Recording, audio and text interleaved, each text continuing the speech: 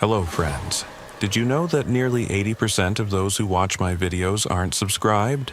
If you enjoy the content, I'd truly appreciate it if you hit that subscribe button. It helps a lot. Also, don't forget to leave a like and share your thoughts in the comments. Your interaction not only supports the channel's growth, but also helps these stories reach more people. Thank you all for being here. By the way, where are you watching from? Let me know in the comments.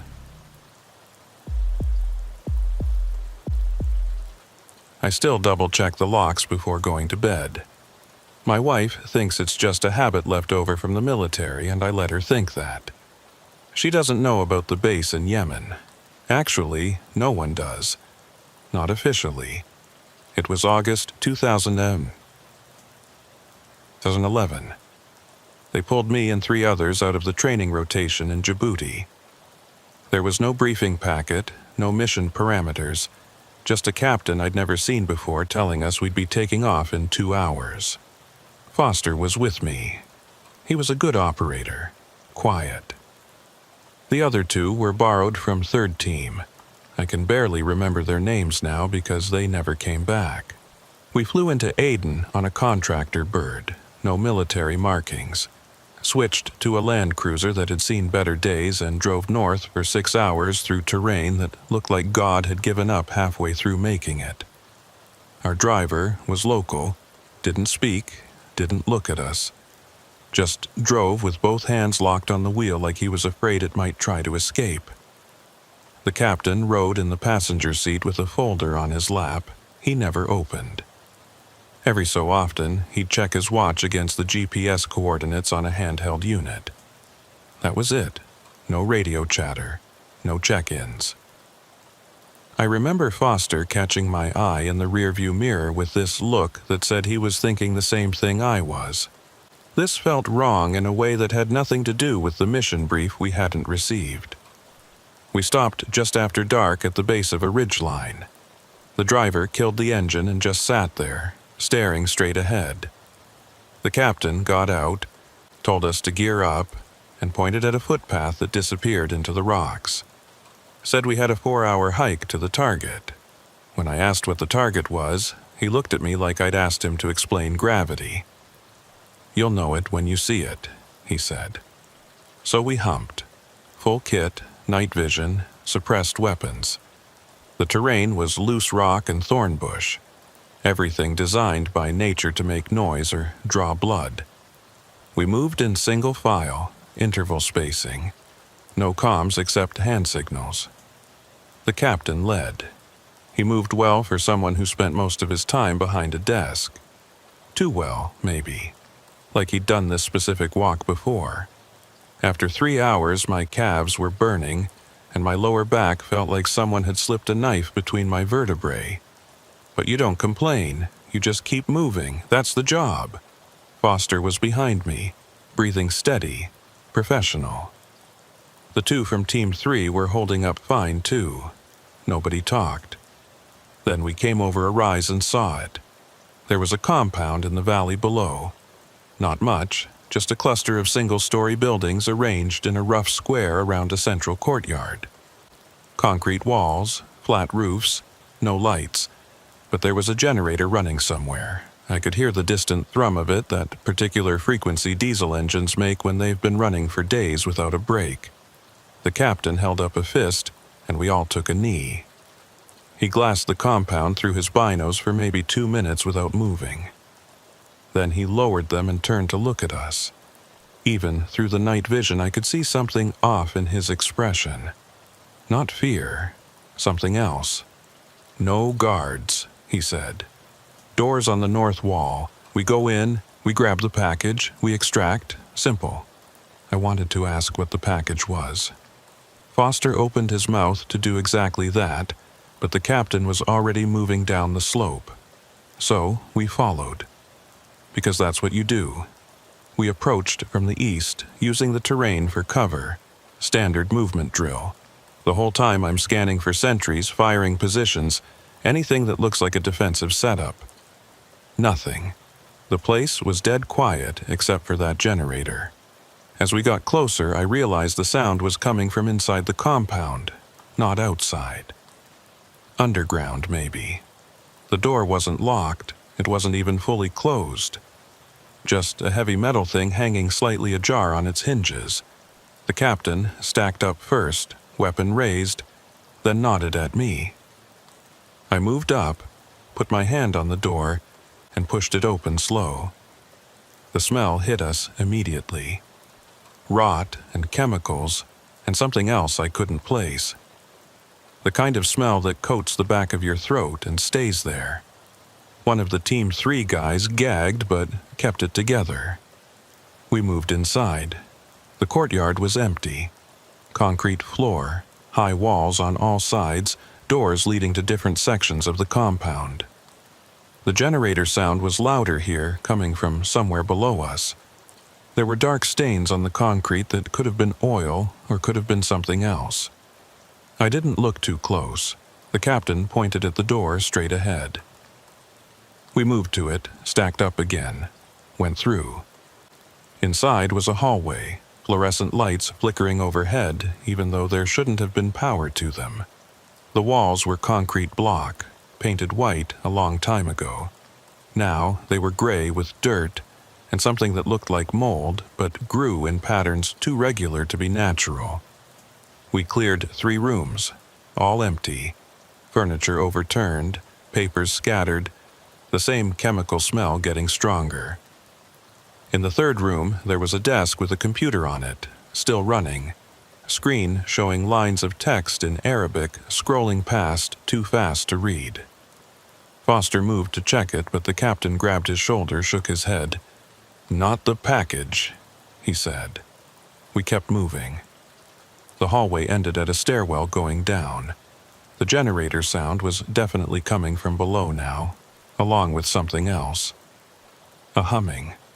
Not mechanical, organic, like someone breathing through a ventilator, but the rhythm was wrong. The captain started down the stairs without hesitation. I followed, weapon up, every nerve in my body screaming that this was the moment we should turn around. But you don't turn around. You trust the chain of command. You do your job. The stairwell went down 3 flights. The walls were the same concrete block, but down here they were slick with condensation. The temperature had dropped maybe 15 degrees. My breath fogged in front of my face. The humming got louder with each step, layering over the generator noise until I couldn't tell where one ended and the other began. At the bottom was another hallway, shorter this time. Just 2 doors, one on each side, and a third at the far end. The lights down here weren't flickering. They were steady, bright, surgical.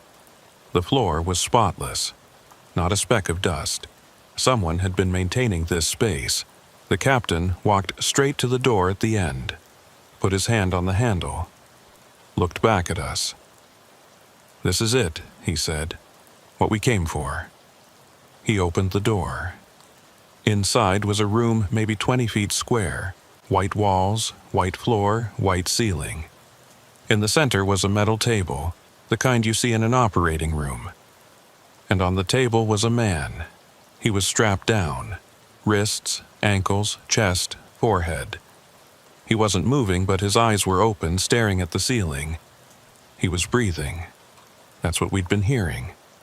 His breath coming in and out with that mechanical rhythm, like his lungs were being operated by something outside his control. The captain walked up to the table, looked down at the man's face. Then he reached into his vest and pulled out a syringe, clear liquid inside. He didn't say anything, just uncapped it and stuck it in the man's arm. The man's eyes didn't move, didn't blink, just kept staring at the ceiling while whatever was in that syringe went into his bloodstream. "What the fuck is this?" Foster said behind me. The captain didn't answer. He was watching the man on the table. After maybe 30 seconds, the man's breathing changed, got faster, shallower. His fingers started twitching against the restraints. Then his eyes moved, locked onto the captain's face, and he smiled. I've seen a lot of things. I've seen men die in ways that would turn your stomach. I've seen aftermath that doesn't leave your head no matter how much you drink or how many years pass. But I had never seen a smile like that. It wasn't human. It wasn't anything that should have been on a person's face. The captain stepped back. "Unstrap him," he said. "Sir?" I heard myself say. "Unstrap him. That's an order." I didn't move. Neither did Foster. The two from Team 3 just stood there in the doorway like they'd been frozen. The captain pulled his sidearm and pointed it at me. I said, "Unstrap him." That's when I knew we weren't getting out of this the way we came in. But you follow orders, even when they're wrong, even when every instinct you have is screaming at you to put a round in the person giving them. You follow orders because that's the structure that keeps you alive. So I moved to the table, started undoing the strap on his right wrist. The man's eyes followed me, still smiling. His breathing had normalized, but there was something wrong with his chest. It was moving, but not in sync with his breaths, like there was something else inside him, operating on its own rhythm. I got the wrist free, moved to his left. The whole time the captain stood there with his weapon trained on me, watching. Foster had moved to the other side of the table and was working on the ankle restraints. Nobody said anything. The only sound was that generator and that breathing that wasn't quite right. When we got the last strap off, the man sat up. He moved smooth, too smooth, like his joints didn't have the normal resistance. He swung his legs off the table and stood, looked at each of us in turn, still smiling. "Thank you," he said. Perfect English, American accent. "I've been waiting for you." The captain lowered his weapon. "It's done," he said. To who, I don't know. The man on the table? Someone listening, himself? The man stretched, rolled his shoulders, tilted his head from side to side until his neck popped. "How long was I here?" he asked. 47 days, the captain said. Felt longer. Then the man looked at me, really looked at me. His eyes were brown, but there was no light in them. They absorbed everything and gave nothing back. "You're wondering what this is," he said. "What you're part of." I didn't answer. He smiled wider. "That's good. Questions mean you're still processing. Still trying to fit this into the world you understand. That'll pass." He walked past me, past Foster, past the Team 3 guys who pressed themselves against the wall to avoid contact, into the hallway. The captain followed.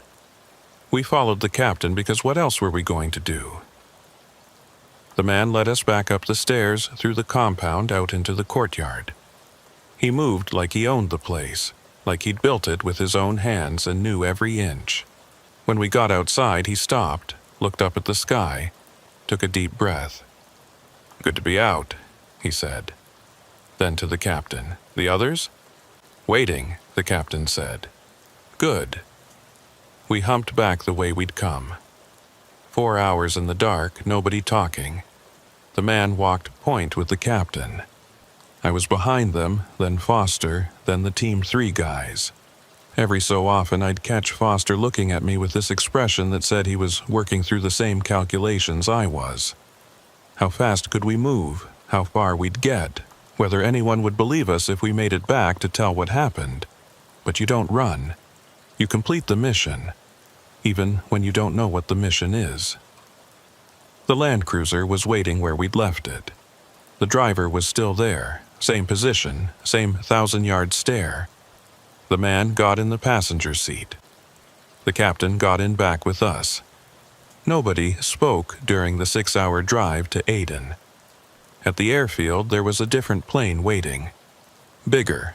No markings at all, not even contractor logos. The man got on first, then the captain, then us. The plane took off before the door was fully closed. Somewhere over the Mediterranean, the captain came back to where we were sitting. Handed each of us a folder. "You'll read this and sign it," he said. Your mission today was a training exercise into Djibouti. You never left the base. You never saw anything. You never met anyone. Inside the folder was a document, dense legal text that boiled down to, you talk, you disappear. There was a place for our signature at the bottom.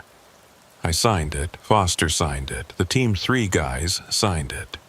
What else were we going to do? We landed at a base I didn't recognize. They separated us immediately, put us in different transport. I didn't see Foster again for 3 years. When I did run into him at a joint training op, we made eye contact across the room and I saw in his face that he remembered. But we didn't talk about it. You don't talk about things that don't officially exist. I got out in 2013. Honorable discharge, full benefits. Married my girl, bought a house, got a job consulting for a security contractor. Normal life. The kind of life you're supposed to have after you serve. But I still check the locks twice before bed, and sometimes, late at night when I can't sleep, I think about that man in the compound. The way he moved, the way he smiled, the thing I saw in his chest that moved wrong. 3 months ago, I was at a conference in D.C. Defense contractors, government liaison types, the usual crowd. I was networking, shaking hands, playing the game. Then I saw him across the room. Same face, same eyes that absorbed light and gave nothing back. Wearing an expensive suit now, talking to a senator I recognized from the news. He saw me looking. Smiled that same smile. Raised his glass in my direction like we were old friends. I left the conference, drove straight home. Didn't tell my wife why I was back early. That night I woke up at 3 a.m. There was someone standing at the foot of my bed, just a silhouette in the dark. I reached for the gun I keep in the nightstand, but my hand wouldn't move. Neither would the rest of me. I was locked in place, staring at this shape that shouldn't be in my house. It leaned forward. I still couldn't see the face, but I didn't need to. You did good work that day, it said. Same voice from the compound. We're going to need you again soon. Then it was gone. Just gone, like it had never been there. I could move again. I checked every door, every window, all locked. No sign of entry.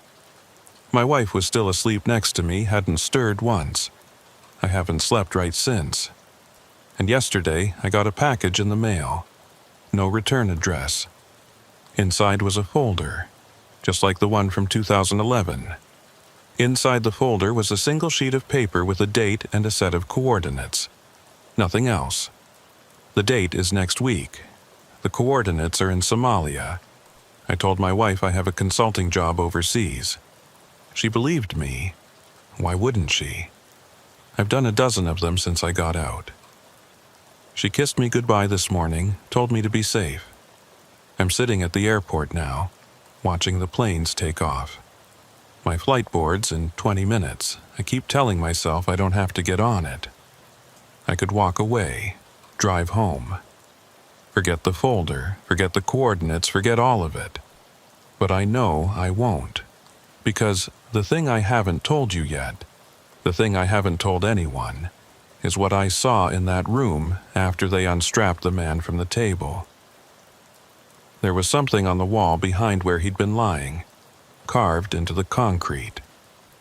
I only saw it for a second before the captain moved to block my view, but it's burned into my head.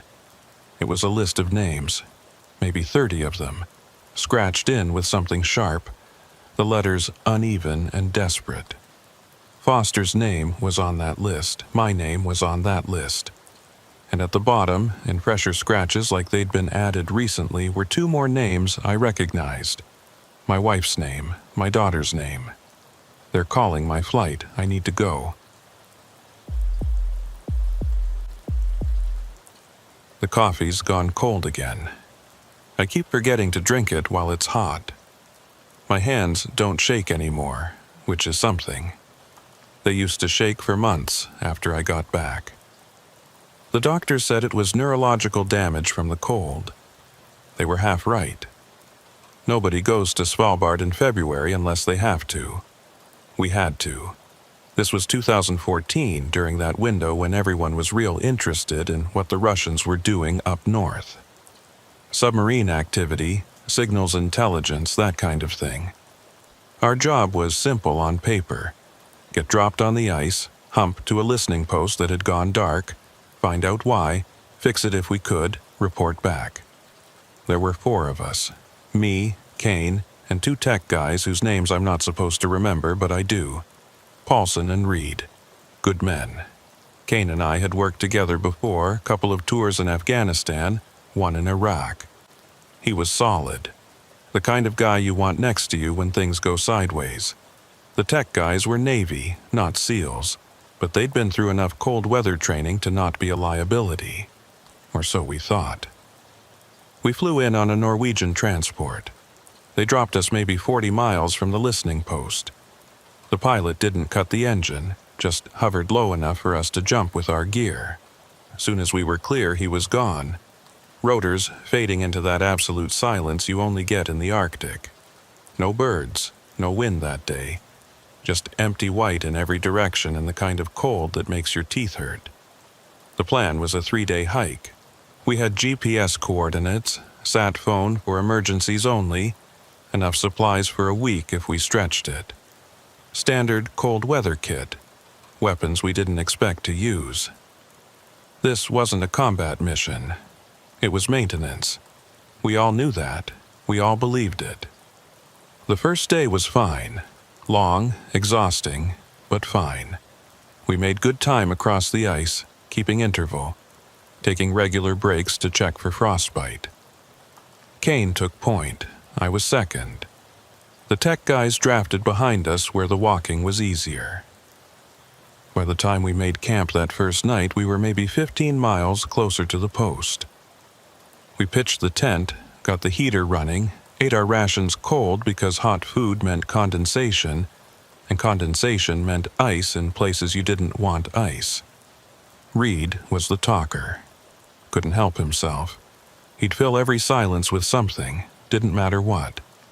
That first night he was going on about his girlfriend back in San Diego, plans they had, house they were going to buy. Paulson told him to shut up twice. I let it go. Sometimes talking helps. Sometimes the silence up there gets inside you and you need to push it back out with noise. The second day the weather changed.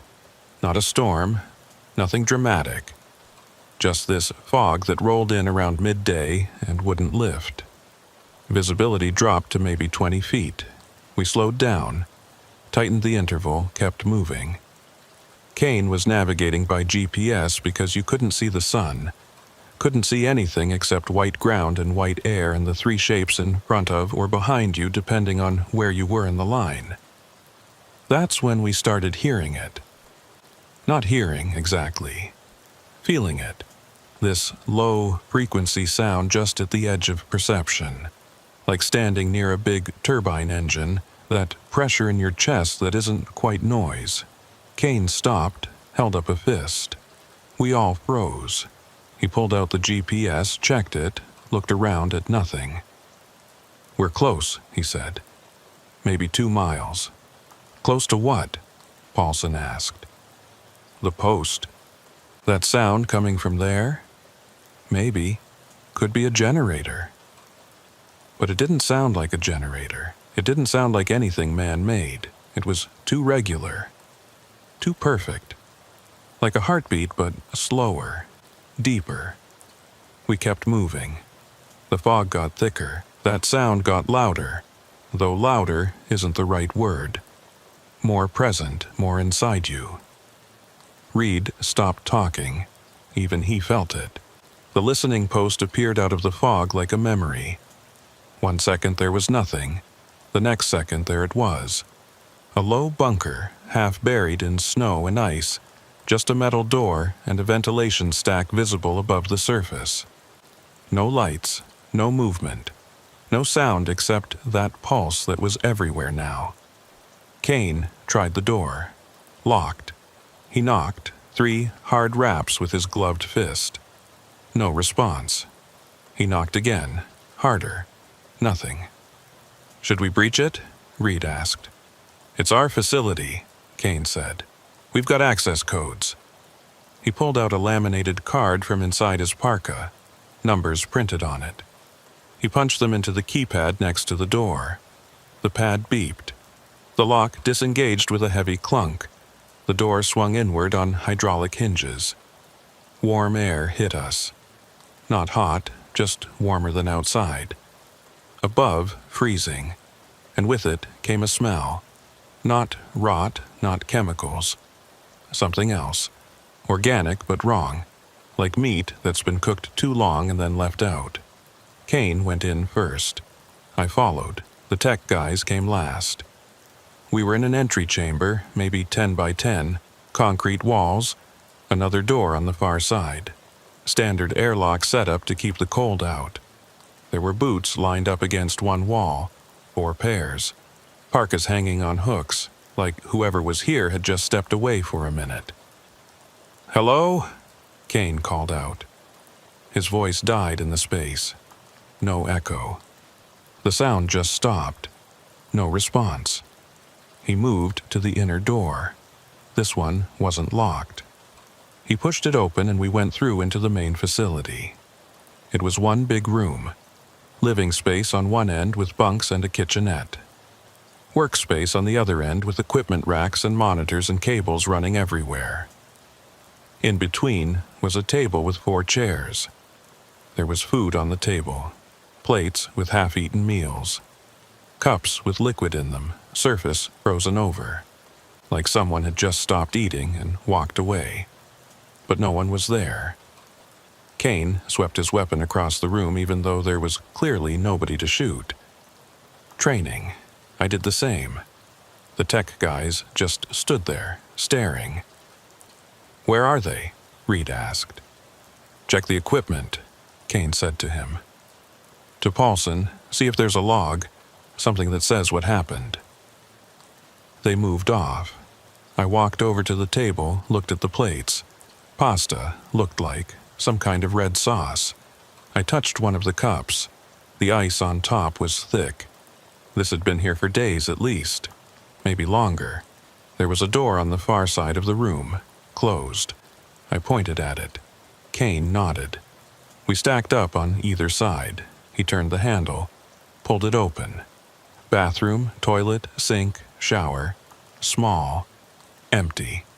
Except for the mirror over the sink, someone had written on it in what looked like condensation. The words long since dried but still visible. "Don't listen to it." "Kane," I said. He looked, went very still. "What the fuck?" he said. Not a question. Just a statement. Behind us, Paulson called out. "I found the log." We went back into the main room. Paulson had a laptop open on one of the workstations. "Last entry is from February 3rd, he said. "That's 12 days ago." "What's it say?" Kane asked. Paulson read from the screen. "Equipment functioning normally. All systems green. No anomalies to report." He looked up. "That's it? Nothing after that?" "What about before that?" I asked. He scrolled up. "January 30th, same thing. All systems normal. January 28th, same. It's just routine logs going back weeks. Nothing unusual." Reed was at the equipment racks, checking connections. "Everything's powered up," he said. "Running normally. Whatever they were listening for, they're still listening for it." "So, where are they?"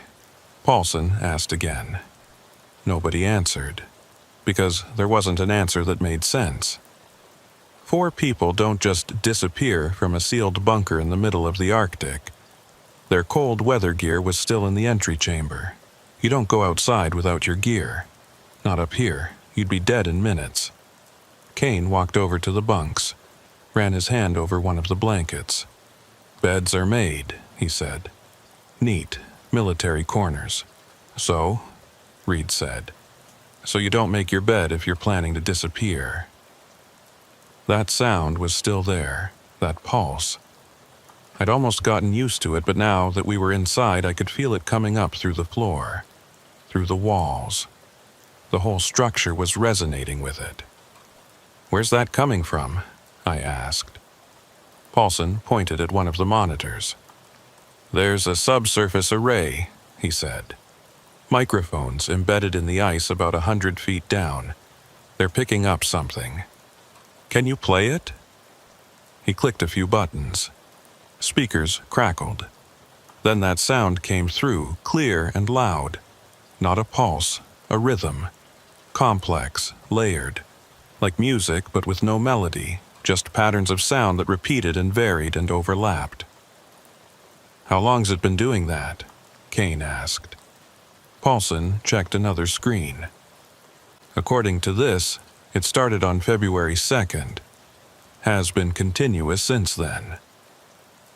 The day before the last log entry. The day before the crew stopped existing." "Where's it coming from?" I asked. "Unknown. The array's picking it up from below. Depth indeterminate. It's not machinery, not geological. The analysis software can't classify it." We stood there listening. After a while, you could almost make out patterns. Almost convince yourself it meant something. That it was trying to communicate. Which was insane. There's nothing down there, nothing alive. But there it was. Kane told Paulson to shut it off. He did. But we could still hear it. Fainter now, but still there. Coming up through the floor. "We should report this," Reed said. Kane pulled out the sat phone, tried to power it on, nothing. He checked the battery, full charge. He tried again. Dead. "There's a radio here," Paulson said, pointing at the equipment rack. "Built into the facility, should be working." He moved to it, flipped switches. Static. He adjusted the frequency, more static. He went through the whole spectrum, nothing but white noise. "Something's jamming it," he said. "The sound?" I asked. "Maybe. I don't know. This shouldn't be possible." Kane looked at me. I saw in his face that he was thinking the same thing I was. We needed to leave. Right now. Forget the mission. Forget the equipment. Just get out and hump back to the extraction point. But you don't leave without orders. And our orders were to find out what happened and fix it. "We camp here tonight," Kane said. "In the morning, we troubleshoot the comms. Get a message out. Let command decide what to do next." Nobody argued. The alternative was pitching a tent on the ice in the fog with that sound coming up from below. At least here we had walls, heat, supplies. We ate dinner, nobody talked much. That sound was in everything now, in the hum of the heater, in the crackle of our food packaging. Inside my head. I kept waiting for it to stop, for there to be silence. But it didn't stop. Reed took first watch. We worked in 2-hour rotations, someone always awake, always alert. Kane and I took the bunks on one side. Paulson took the other. Reed sat at the table with a cup of instant coffee, trying to stay warm. I didn't sleep. I laid there in my sleeping bag, eyes closed, listening. After a while, I realized the sound had a structure. A beginning, middle, end. And then it would repeat. The cycle was long, maybe 15 minutes, but it was there. Exact, perfect. Something was making that sound. Something was maintaining it. I must have dozed off eventually because I woke up to Kane shaking my shoulder. "Your watch," he said. I checked my watch. 0200. I'd been out for 3 hours. I sat up, groggy. Reed was asleep at the table, head on his arms. "Hey," I said, shook him. "Reed." He jerked awake, looked at me with eyes that didn't focus right. "What?" "Your watch is over. Go sleep." He nodded. stood up slow, walked to his bunk like he was moving through water, laid down without taking off his boots. I sat at the table, made myself coffee, watched the clock and listened to that sound and waited for dawn, even though dawn was still hours away and wouldn't mean anything anyway, because in February this far north the sun barely clears the horizon. Around 400 I heard something. Not the sound from below, something else. Coming from the bathroom, running water. I stood up, moved quiet to the bathroom door, listened. Yeah, water running. The shower, I pushed the door open. The shower was on. Steam filling the small space. But nobody was in it. The water was just running, hot, spraying against the wall. I turned it off. The knob was hot to the touch. Scalding, like it had been running for hours. But I'd been awake the whole watch. Nobody had gotten up. Nobody had gone into the bathroom. I went back into the main room. Everyone was in their bunks. Reed, Paulson, Kane, all asleep or appearing to sleep. I checked the entry chamber. Door was still closed, still locked from inside. I sat back down at the table. Half an hour later, I heard it again. The shower. Running, this time I didn't get up. I just sat there and listened to it and felt that sound from below vibrating in my chest, and waited for my watch to end. When it did, when 600 came and I woke Paulson to take over, I didn't mention the shower. I don't know why. Maybe I thought he wouldn't believe me. Maybe I didn't believe it myself. I laid down in my bunk, didn't take off my boots either, closed my eyes, didn't sleep.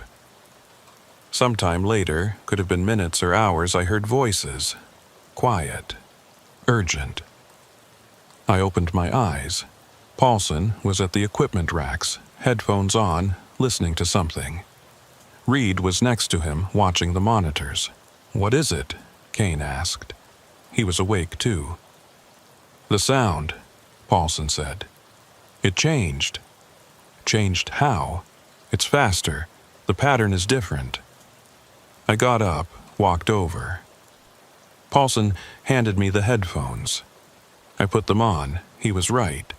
The sound was different now. Still that same basic pulse, but the rhythm was accelerating. And there was something else underneath it. Something like words. Not words, but close. Syllables, phonemes, sound shaped like language. I took off the headphones. "That's not natural," I said. "No," Paulson said. "It's not." "So what is it?"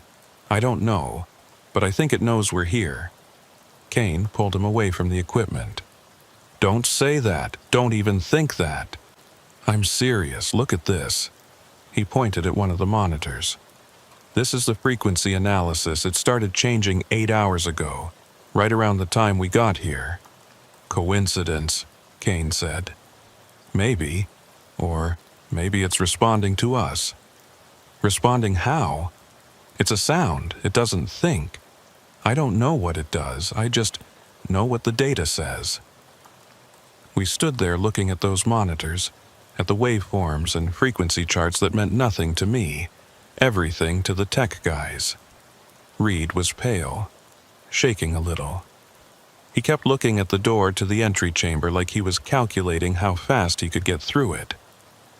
"We need to destroy this," Kane said suddenly. "What?" Paulson asked. "The equipment, all of it. Shut it down, pack it with C4, blow it into scrap." "We can't do that. This is a multi-million-dollar. I don't give a fuck what it costs. Something's wrong here. You can feel it. We all can. We destroy this and we leave." "That's not our call," I said. "We need authorization." "Then get me authorization.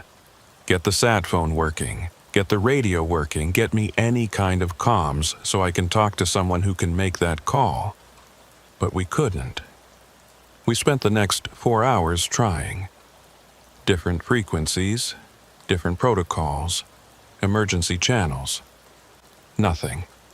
Just that wall of static, and underneath it, if you listened close, that sound, that rhythm that was inside everything now. By noon, local time, we were all on edge, short with each other, snapping over nothing. Reed wanted to leave, just gear up and start walking back to the extraction point.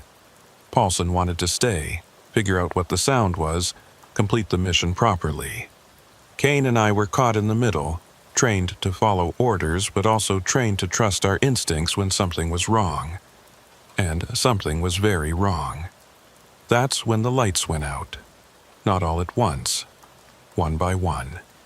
The overheads flickering, dimming, going dark.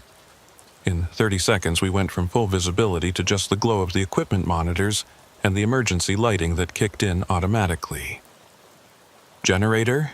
Kane asked. "Shouldn't be," Paulson said. "There's backup systems.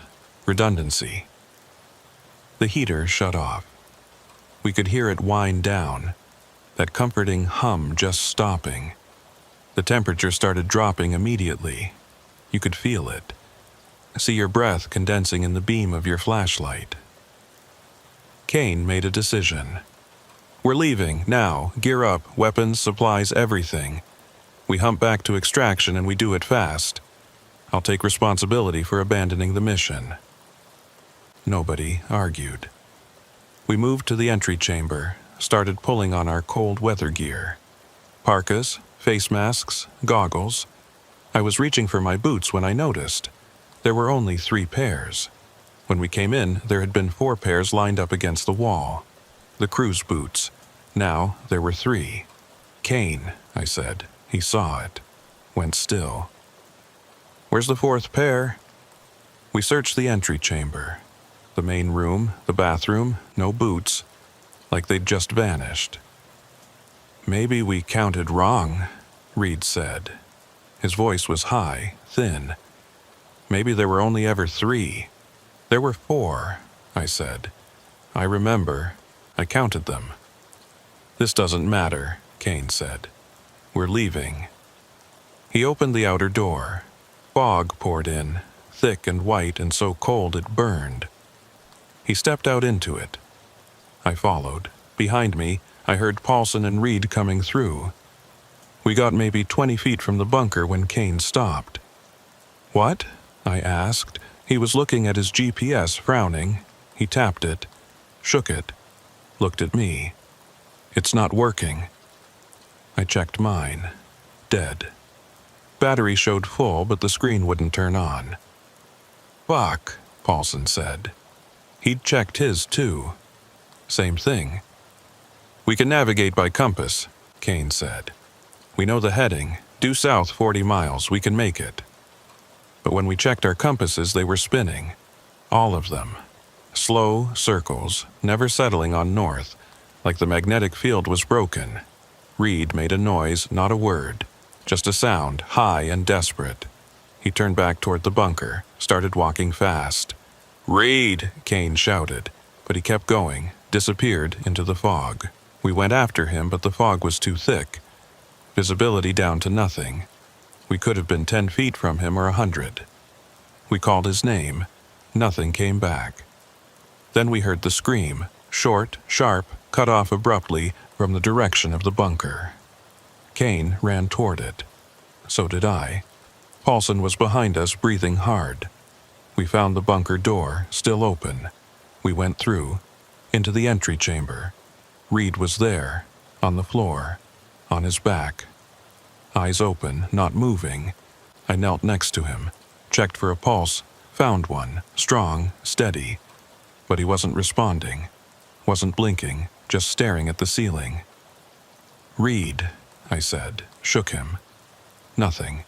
His lips moved, words came out, quiet, rhythmic. He was repeating the sound, that pattern from below, vocalizing it. His lips and tongue and throat shaping those inhuman syllables. "Jesus Christ," Paulson said. Kane grabbed Reed by his parka, pulled him upright, slapped his face. "Reed, snap out of it!" Reed's eyes focused, locked onto Kane's face, and he smiled. The same kind of smile I'd seen before, years ago, in a different place. The smile that isn't human. "It wants us to listen," Reed said. His voice was calm, happy. It's been alone so long, down there in the dark. It just wants us to listen.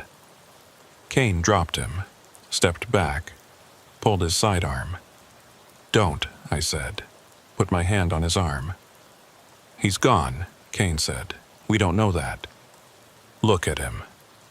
I looked. Reed was sitting up now, still smiling, humming that sound. Perfect pitch, perfect rhythm. "We need to restrain him," Paulson said, before he... Reed stood up, fast, smooth, walked past us into the main room. We followed. He went straight to the equipment racks, started pulling cables. Not random. Deliberate. Like he knew exactly which ones to pull. Monitors went dark, systems shut down. That sound we'd been recording, analyzing, trying to understand went silent. And in the silence that followed, we could hear it clearly now, coming from outside, from the ice, all around us, not recorded, not transmitted, direct. The whole world was full of it. Reed turned around, looked at us. "You should have listened when it was quiet," he said. "Now it's too late. Now it knows you're afraid." Paulson lunged at him. Reed moved, too fast, caught Paulson's arm, twisted. Something snapped. Paulson screamed. Reed threw him across the room into the bunks. Paulson hit hard. Didn't get up. Kane fired. 3 rounds. Center mass. I saw them hit. Saw Reed's parka tear. Saw blood. Reed looked down at his chest. Looked back up at Kane. Still smiling. "That won't work," he said. "I'm not me anymore." Then he collapsed. Just dropped like his strings were cut. Hit the floor and didn't move. I moved to Paulson. He was conscious, but his arm was bent wrong, broken badly, bone showing through the skin. He was in shock, pale, breathing fast. Kane stood over Reed's body, weapon still raised, shaking. "We need to leave," I said. "Right now. We carry Paulson. We leave Reed. We go." "We can't navigate," Kane said. "I don't care. We pick a direction and we walk. Anything's better than staying here." He nodded, slowly, lowered his weapon. We got Paulson on his feet. I took one side, Kane took the other. We moved to the entry chamber, through the door, into the fog. We walked for hours. Maybe. Time felt wrong, stretched, compressed. The fog never lifted. That sound never stopped. It was in my head now. Had been for a while. I kept catching myself humming it. Paulson was delirious, talking to people who weren't there, asking his girlfriend why she was so cold, apologizing to his mother for things that made no sense. Kane was quiet, too quiet. I'd see him checking his compass every few minutes, even though we knew it didn't work. Just a ritual, something to hold on to. Then Paulson said something that made me stop.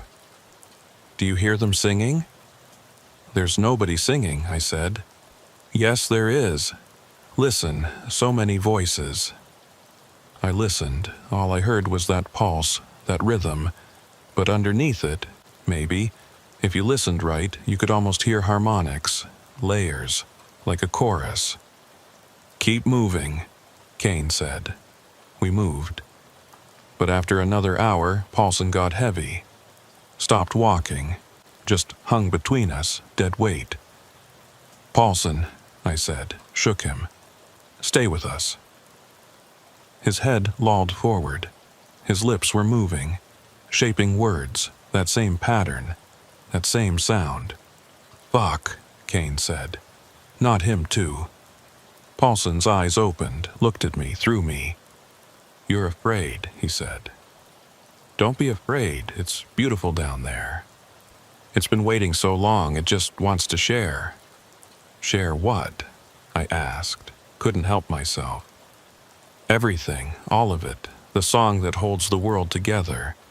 Then he pulled away from us. Stood on his own, even though his arm was shattered. Walked into the fog. We went after him, but he was gone, just gone, like the fog had swallowed him whole. It was just me and Kane now. We kept walking, didn't talk, didn't stop. Just put one foot in front of the other and hoped we were going the right direction. The fog started to thin eventually. We could see maybe 50 feet, then 100. The sound was quieter too, still there but distant. We found open water, a lead in the ice, maybe 20 feet across, running perpendicular to our path. The edges were fresh. This had opened recently, steam rising off the dark water. "We have to go around," Kane said. But when we turned to follow the lead, it just kept going, miles in each direction. And we didn't have miles left. Paulson's coat had the medical supplies. Reed's pack had half our food. We were running on empty. "We swim," I said. "In that? We'd have maybe 2 minutes before hypothermia. You got a better idea?" He didn't. We stripped down to our base layers, sealed our weapons and critical gear in waterproof bags, counted to 3 and jumped. The cold wasn't like anything I can describe. It wasn't pain, it was beyond pain. Every cell in my body screaming at once. I couldn't breathe, couldn't think, just had to swim, had to move, had to get to the other side. I made it, hauled myself up onto the ice. Kane pulled himself up next to me. We were both shaking so hard we couldn't stand. Fumbled our dry clothes back on, got the body heat going again. Slowly, so slowly. "Can you walk?" I asked Kane. He nodded. We walked. An hour later, we found tracks. Human tracks. Boot prints in the snow. "Someone else is out here," Kane said. We followed them. They were fresh, clear, leading in the same direction we were going. We followed them for maybe a mile. Then they just stopped, middle of nowhere. No disturbance, no sign of a struggle. Just the tracks ending like whoever made them had been lifted straight up into the air. Kane knelt down, studied the last print, looked up at me. "These are my boots," he said. I looked. He was right. Same tread pattern, same wear marks, exact match to what he was wearing. "That's impossible," I said. "Yeah." We kept walking, left the tracks behind. But every so often I'd look back and I swear I could see them still there, following us now instead of leading. It was dark when we saw the lights, not dawn, just dark. And there on the horizon, maybe a mile distant, lights, white and steady. "What is that?" Kane asked. "I don't know. Could be our extraction. 2 days early? Maybe they sent out a search when they lost contact." We moved toward it. The lights got closer, brighter. We could see structures now, prefab buildings, vehicles, people moving around. "Thank Christ," Kane said. We came into the camp. Nobody challenged us. Nobody seemed surprised to see us. We were just there suddenly, and people were looking at us but not really seeing us. I grabbed someone, a Norwegian guy in a blue parka. "Who's in charge here?" I asked. He looked at me, smiled. "You should rest," he said. "You've had a long journey. I need to report in. I need a radio. Of course, right this way." He led us to one of the buildings, opened the door. Inside was warm, too warm, bright. There were people sitting at tables, drinking coffee, talking quietly. They all looked up when we came in. All smiled. "Welcome home," one of them said. And that's when I realized.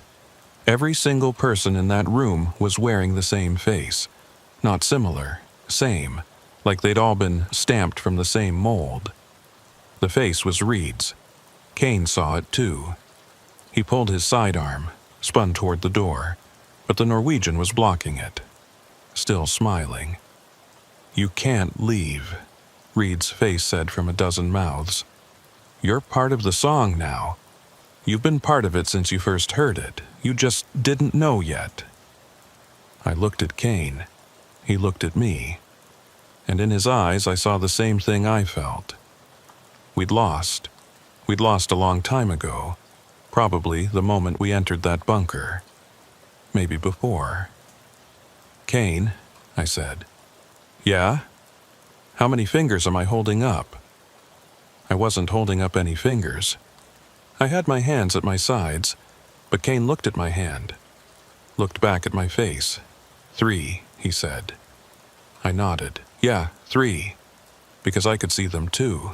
3 fingers. Even though they weren't there. That was 6 years ago. I'm sitting in my apartment now, writing this.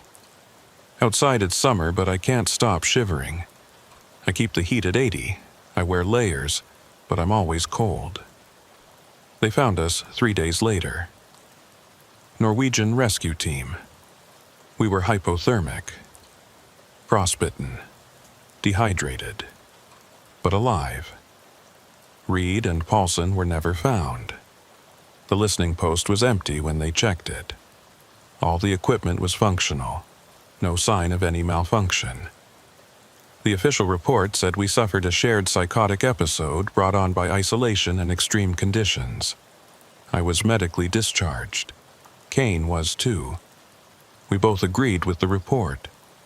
What else could we say? But sometimes, late at night, I still hear it. That sound, that rhythm.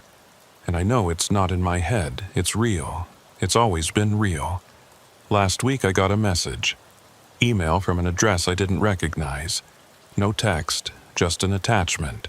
Audio file. I didn't want to open it. I almost deleted it, but I couldn't help myself. It was 14 minutes and 43 seconds long. Pure sound. No music, no words. Just that rhythm I remember from Svalbard. And underneath it, if you listened very carefully, you could hear voices. 3 of them, singing in perfect harmony. I recognized all 3 voices. Mine was one of them.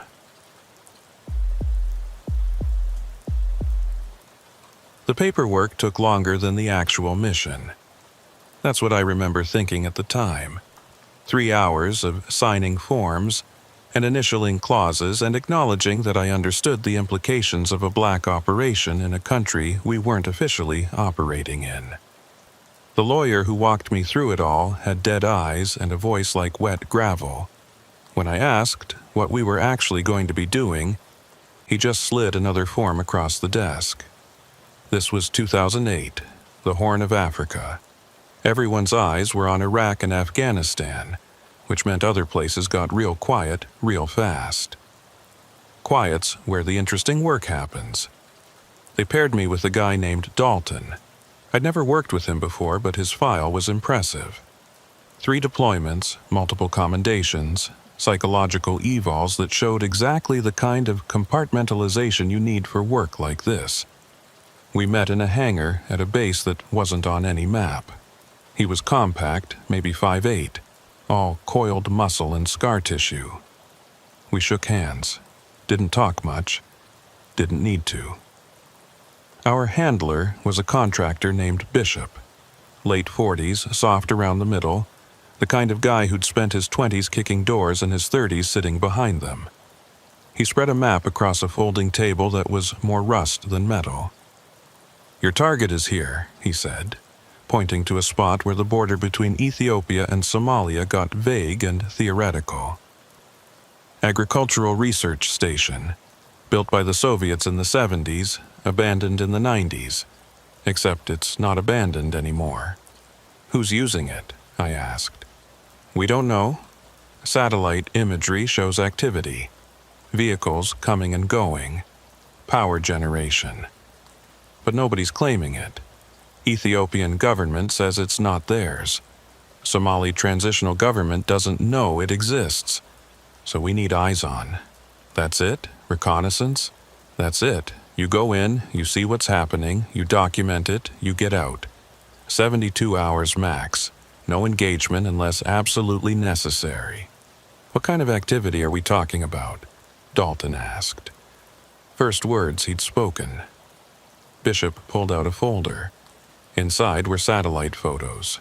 Grainy, high angle, but clear enough. The research station was maybe 20 buildings arranged in a grid. Greenhouses, storage facilities. One larger structure that could have been administration or housing. And in the yard between them, people. Lots of people. Thermal imaging shows approximately 300 individuals, Bishop said. Minimal movement.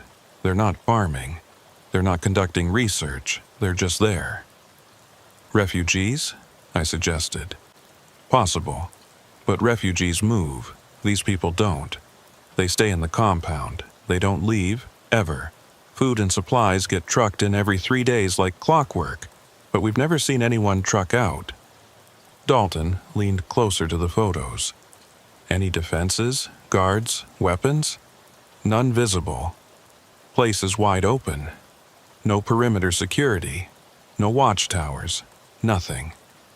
So what's keeping 300 people in a place they could walk away from any time? Bishop looked at him. Looked at me.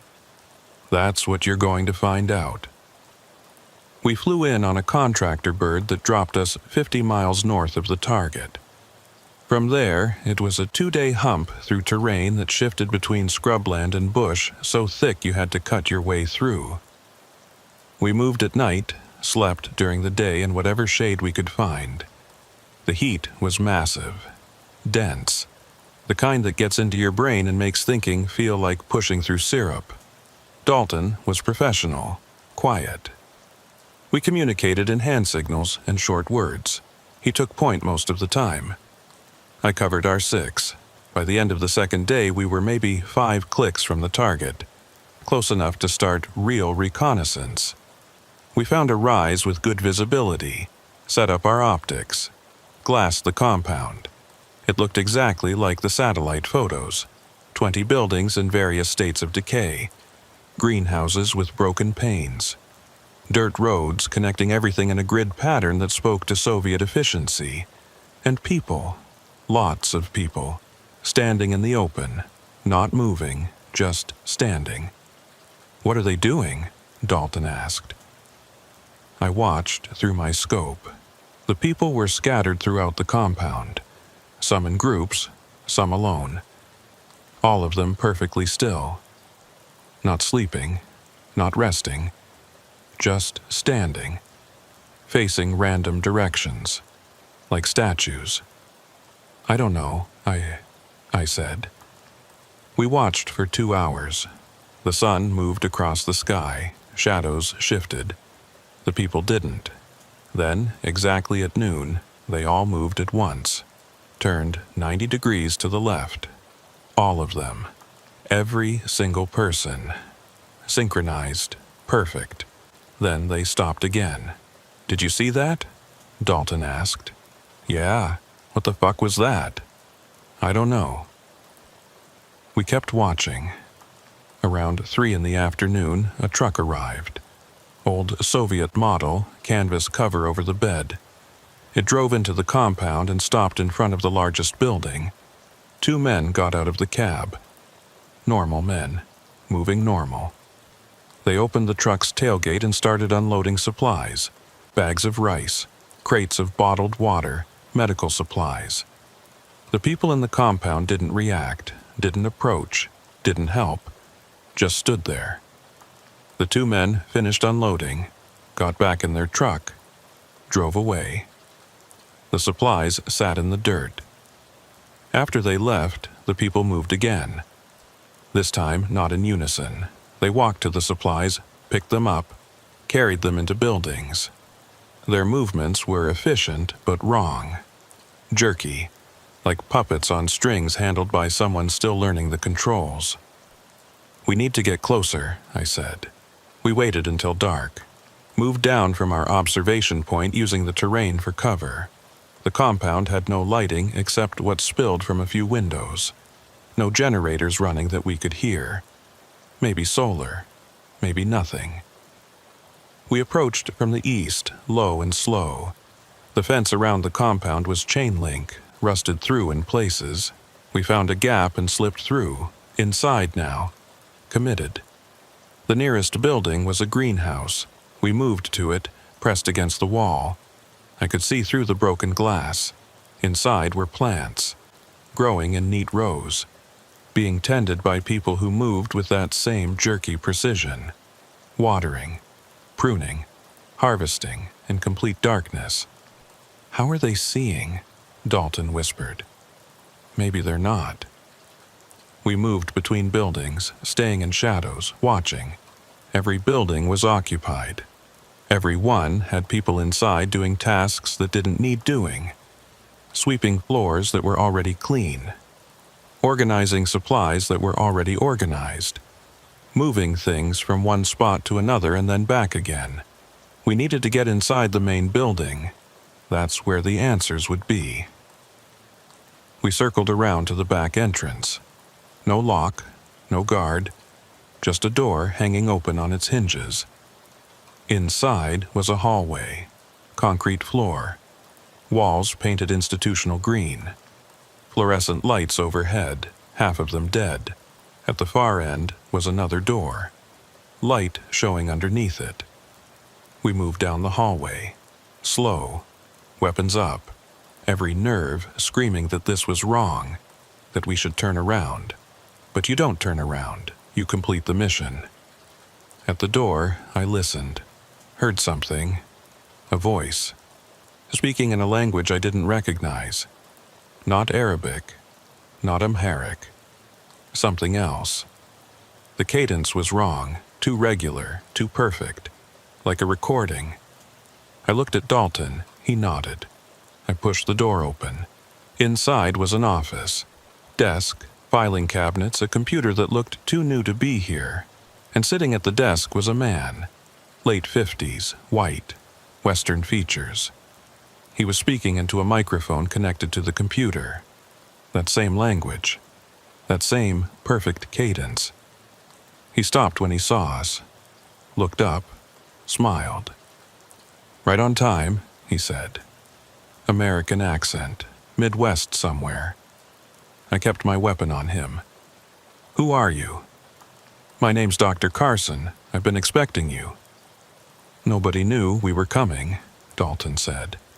"I did. You're the third team they've sent. Well, the third team I've detected. Could be more that I missed, but I doubt it. I'm very thorough." "What is this place?" I asked. Exactly what it was designed to be. Agricultural research. We're studying optimal crop rotation in semi-arid climates. Very important work. Climate change is going to make this kind of research vital. What about the people outside? The research subjects, they're participating voluntarily.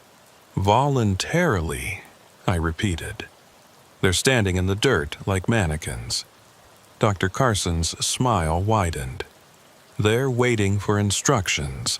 It's more efficient than having them wander around aimlessly. When I need them to perform a task, I tell them, they perform it. Then they wait for the next instruction. Very simple, very elegant. Dalton moved closer. "How are you controlling them?" Control is such an ugly word. I prefer coordination, and I'm not doing it. They're doing it to themselves. I just showed them how. Showed them how to what? To listen. To really listen. Not with their ears, with something deeper. There's a frequency, you see, just below conscious perception. It's always been there. Background noise of the universe. Most people never notice it. But if you train yourself, if you really focus, you can hear it. And once you hear it, once you understand it, you realize it's not noise at all. It's instructions. Instructions from who? I asked. From what, not who? The pattern, the structure underlying everything. I didn't create it, I just found a way to help people perceive it. And once they perceive it, they understand their place in it. They understand what they're supposed to do. I looked at Dalton. He looked at me. We were both thinking the same thing. This man was insane. "You're coming with us," I said. "No," Dr. Carson said, simple, definite. "I'm not. That wasn't a request. And my response wasn't a negotiation. I'm staying here. My work is too important. But you're welcome to leave any time you'd like. Actually, I encourage it. The longer you stay, the harder it will be." "Harder how?" "To leave without listening. The pattern is very strong here. I've amplified it, focused it, made it impossible to ignore. You've already been exposed for, 10 minutes? 15? That's more than enough. You're hearing it now, you just don't realize it yet." I wanted to tell him he was wrong, that I didn't hear anything. But even as I thought it, I realized it wasn't true. There was something, a hum, just at the edge of perception. I'd thought it was tinnitus, or the building's electrical system, but it was too regular, too structured. "Don't listen to it," Dalton said. To me or himself, I wasn't sure. Dr. Carson laughed. "Too late for that. You can't unhear something. It's in your head now. It'll be there when you sleep, when you wake, when you think you're safe. And eventually, maybe tomorrow, maybe next month, maybe next year, you'll stop fighting it. You'll let it in. And then you'll understand what all these people understand. What I understand, that we're all part of something so much bigger than ourselves." I raised my weapon, pointed it at his head. "Shut up. Shooting me won't change anything. The pattern doesn't need me. I'm just a facilitator, an educator. The work will continue with or without me." "Then what use are you?" Dalton asked. "Good question." Dr. Carson reached into his desk drawer. I almost shot him right there, but he pulled out a folder, opened it, showed us what was inside. Photos, dozens of them. Different locations, different people, but all showing the same thing. Groups of people standing perfectly still, waiting. The photos were labeled, dates and locations. The earliest was from 18 months ago, a village in Sudan. The most recent was from last week, a refugee camp in Kenya. "It's spreading," Dr. Carson said. "Faster than I anticipated. Each person who listens becomes a carrier.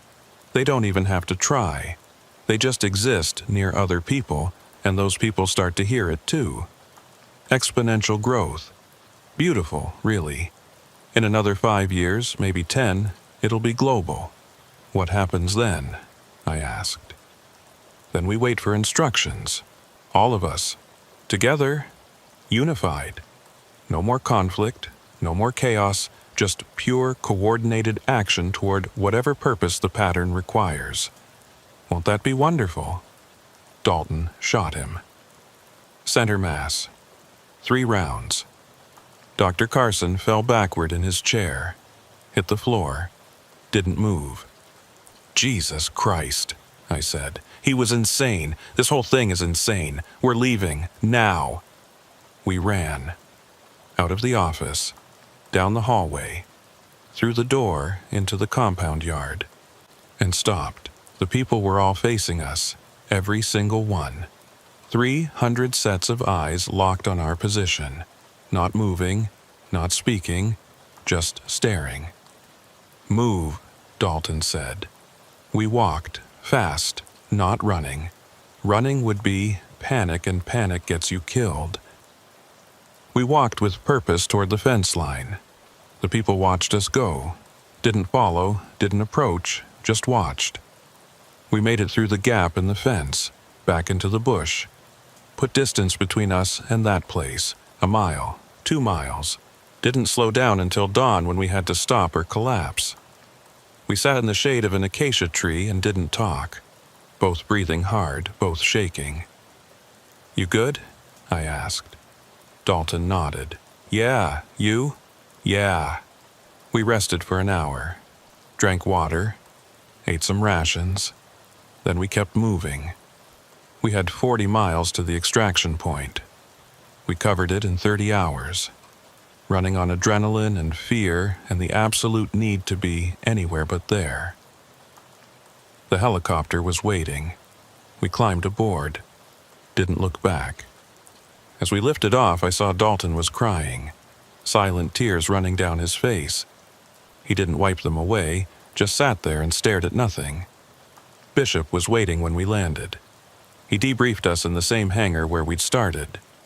We told him everything. The compound, the people, Dr. Carson, what he'd said about the pattern. Bishop listened, took notes, didn't react. When we finished, he closed his notebook. "You're both going to be evaluated," he said. "Psychological screening, standard procedure after Black Ops exposure." "This wasn't exposure," I said. "This was something else. I understand, but the evaluation is mandatory." We were separated after that. Different facilities, different doctors. They asked me the same questions over and over. What did I see? What did I hear? Did I feel any compulsion to return? Did I dream about it? I lied, said no to everything, said I was fine, said Dalton overreacted, that Dr. Carson was just a delusional scientist who'd spent too long isolated. They seemed to buy it. After 2 weeks, they cleared me, returned me to active duty. I didn't see Dalton again. I asked about him once. They told me he'd been medically discharged. Didn't say why. I tried to look him up a few years later. Couldn't find any record. Like he'd been erased. I got out in 2012. Civilian life. It was supposed to be easier. It wasn't. Because Dr. Carson was right about one thing. You can't unhear something. That hum, that pattern, it's always there. Background noise I can't escape. I started noticing things, small things at first. The way crowds move. Not random. Coordinated. People turning the same direction at the same time. Stepping in sync. For just a moment. Then breaking apart again. I thought I was going crazy. Seeing patterns where there weren't any. Apophenia, the doctors call it. The human brain's tendency to find meaning in randomness. I almost convinced myself that's all it was. Then, 3 months ago, I was at a shopping mall. Weekend crowd, hundreds of people. I was getting coffee when everyone stopped. Just for a second. Every single person in the food court froze mid-motion. Then they all turned their heads to the left. Perfect unison. Then they continued what they were doing like nothing happened. Nobody reacted. Nobody seemed to notice. Except me. I went home, locked the doors, turned on every light, sat in the corner with my service weapon and waited for something I couldn't name. Around midnight, I heard it change. The hum. It got louder, clearer, and underneath it, I could almost make out words. Not English, not any language, but structured, intentional, communication. I put my hands over my ears, didn't help, it wasn't coming through my ears. Dr. Carson was right about that too. It's deeper, inside, part of your nervous system, part of your brain. I don't know how long I sat there, hours maybe. Eventually, the sun came up and the hum faded back to its normal level and I could function again. I called in sick to work. Spent the day researching, looking for any mention of what Dr. Carson had been doing. Found nothing. The agricultural research station had been bulldozed 6 months after our mission. Official records said it was structurally unsound. No mention of the people, no mention of any research. But I found other things. Reports from across Africa, Asia, South America. People exhibiting strange synchronized behavior. Small groups at first. Dozens, then hundreds. Authorities attributing it to religious movements, mass hysteria, contaminated water.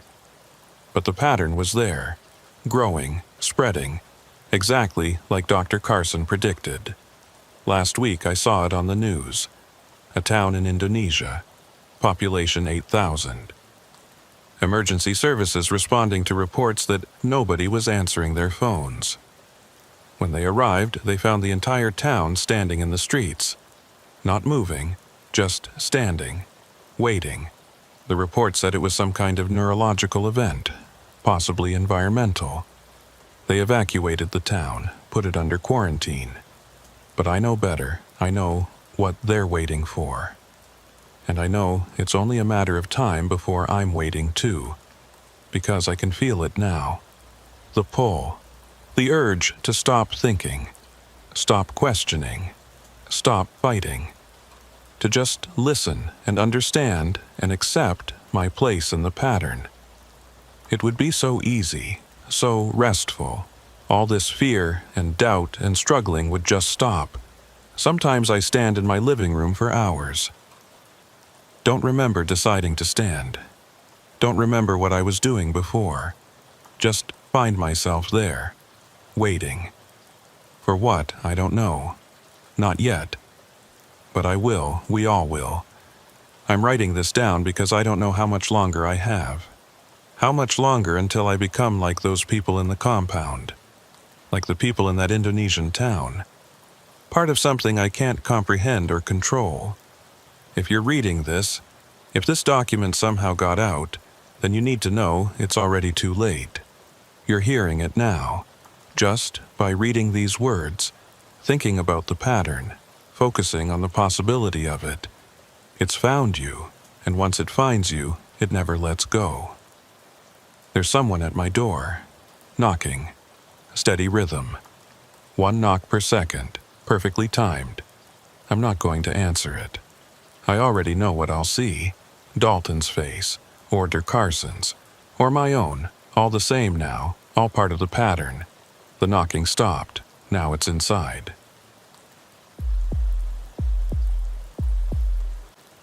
My watch stopped at 11:47 p.m. I know because I checked it right before we went down the shaft, and it's been frozen at that exact time ever since. Doesn't matter that I've replaced the battery 4 times. Doesn't matter that 3 different jewelers have told me there's nothing mechanically wrong with it.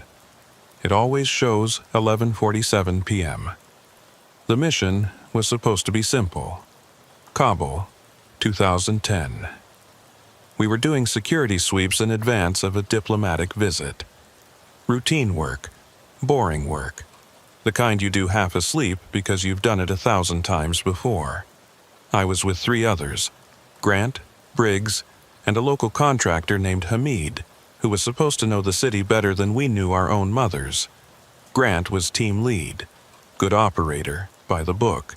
Briggs was young, maybe 24, on his 2nd deployment.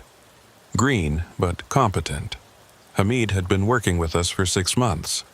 Vetted, reliable. Or so we thought. We were checking a building that was going to be used for the diplomatic meeting. Old Soviet construction from the 80s. Concrete and rebar in that particular shade of institutional gray that makes everything look like a prison. 3 stories above ground.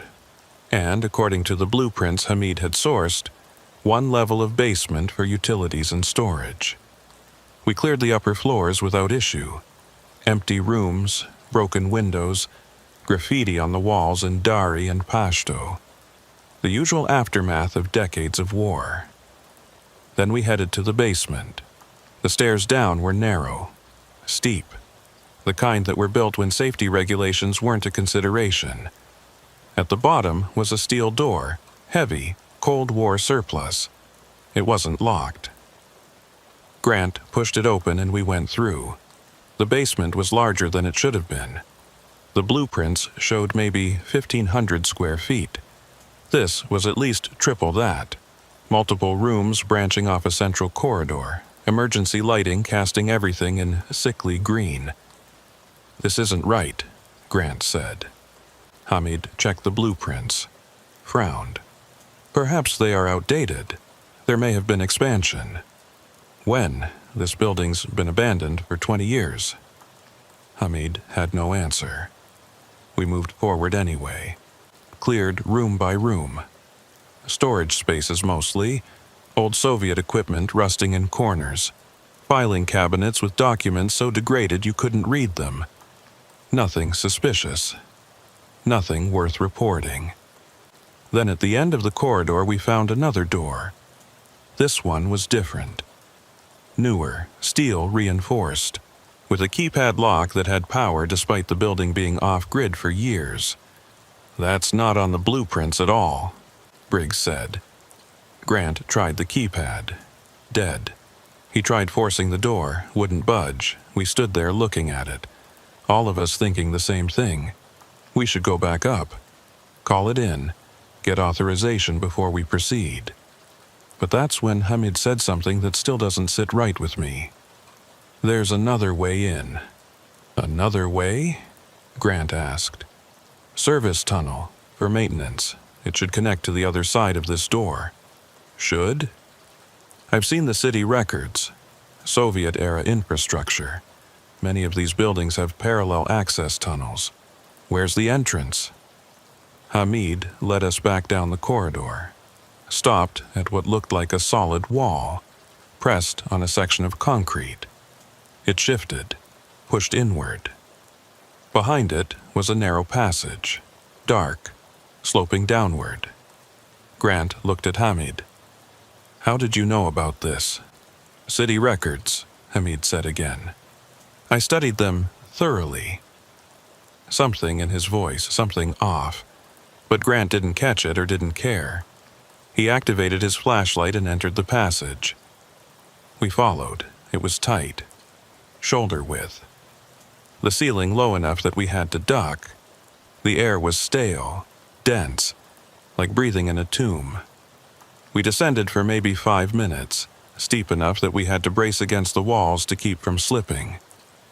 Then the passage opened into a chamber. It was circular, maybe 40 feet across. The walls were concrete but old, much older than the building above, pre-Soviet. Maybe British colonial, maybe older than that. In the center of the chamber was a shaft, vertical, about 6 feet in diameter, metal rungs set into the side leading down into darkness. "What is this?" Briggs asked. "The tunnel continues down," Hamid said. "We must go down to access the door from the other side." Grant shined his light down the shaft. The beam didn't reach bottom, just swallowed by dark. "How far down?" "Not far, perhaps 50 feet. Perhaps?" The records were unclear. Grant turned to look at him, really look at him. "What aren't you telling us?" Hamid's expression didn't change. "Nothing. I am helping you complete your mission." "Fuck this," Briggs said. "We go back up, call in technical teams, let them handle it." "That will take days," Hamid said. "The diplomatic visit is tomorrow. You must clear this building tonight." He was right, we all knew it. And standing there arguing wasn't getting us anywhere. Grant made the call. "We go down, quick look. If there's nothing down there, we climb back up and seal the passage. We're out in 30 minutes. We started down. Grant first, then Hamid, then me, then Briggs. The rungs were slick. Moisture or moss or something worse. Every few feet I'd feel my grip slip and have to catch myself. Below me, I could hear Grant breathing hard. Above me, Briggs was cursing under his breath. We climbed for longer than 50 feet, much longer. I started counting rungs after a while, stopped at 200. We'd descended at least 300 feet, maybe more, way deeper than any basement, way deeper than made any sense. "Grant," I called down, "how much farther?" "I see bottom," he called back. 20 more feet."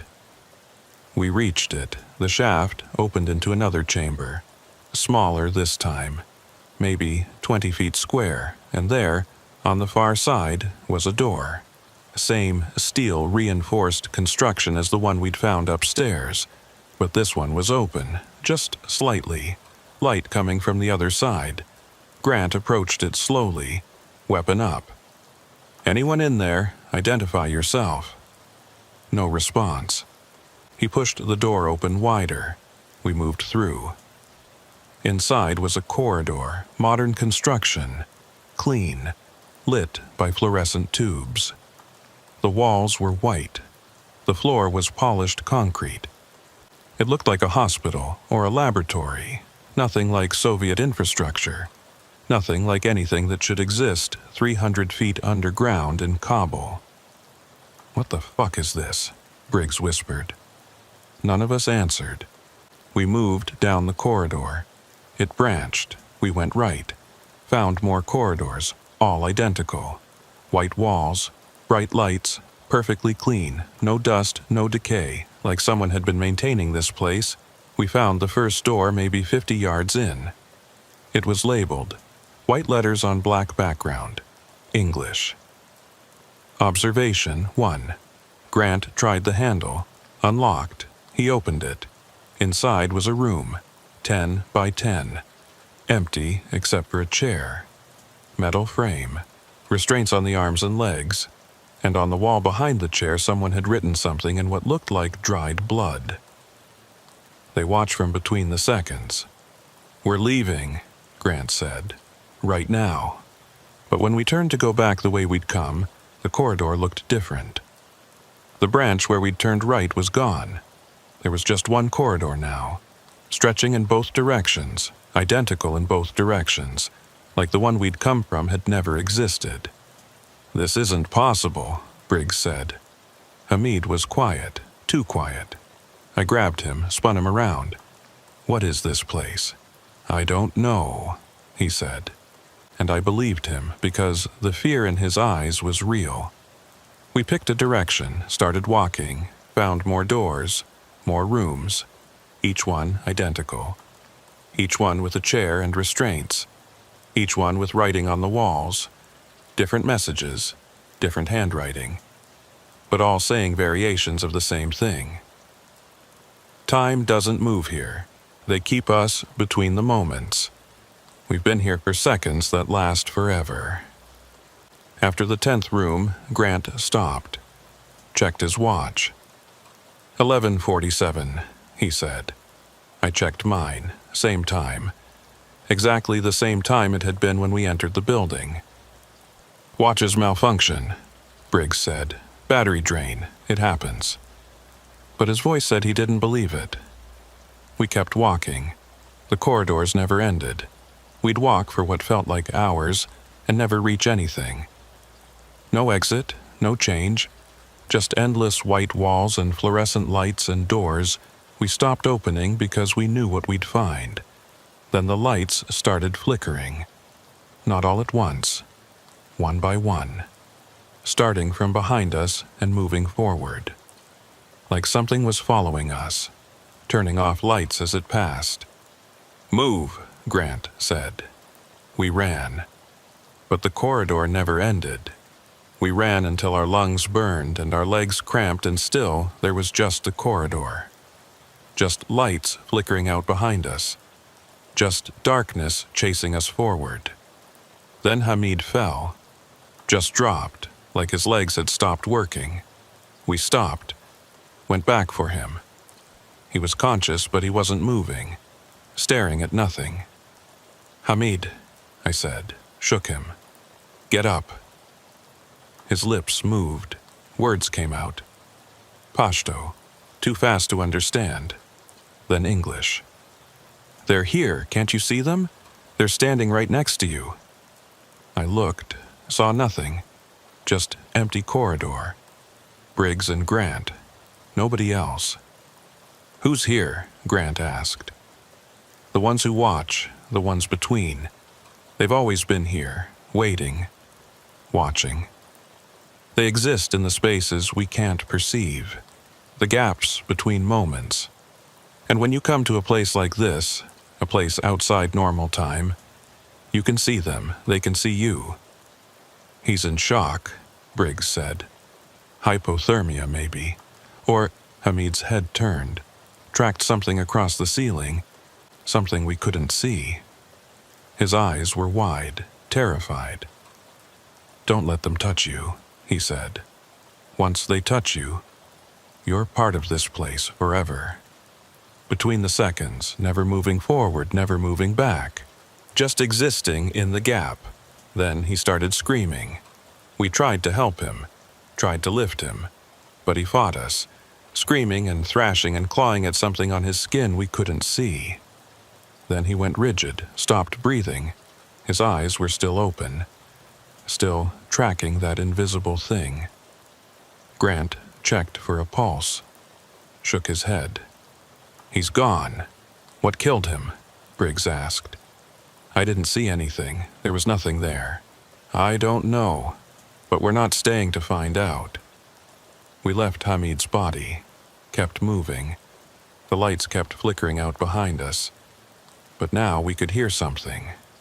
Footsteps, multiple sets, matching our pace. When we stopped, they stopped. When we moved, they moved. "Something's following us," Briggs said. "Don't look back," Grant said. "Keep moving forward." But I did look back, couldn't help it, and I saw them.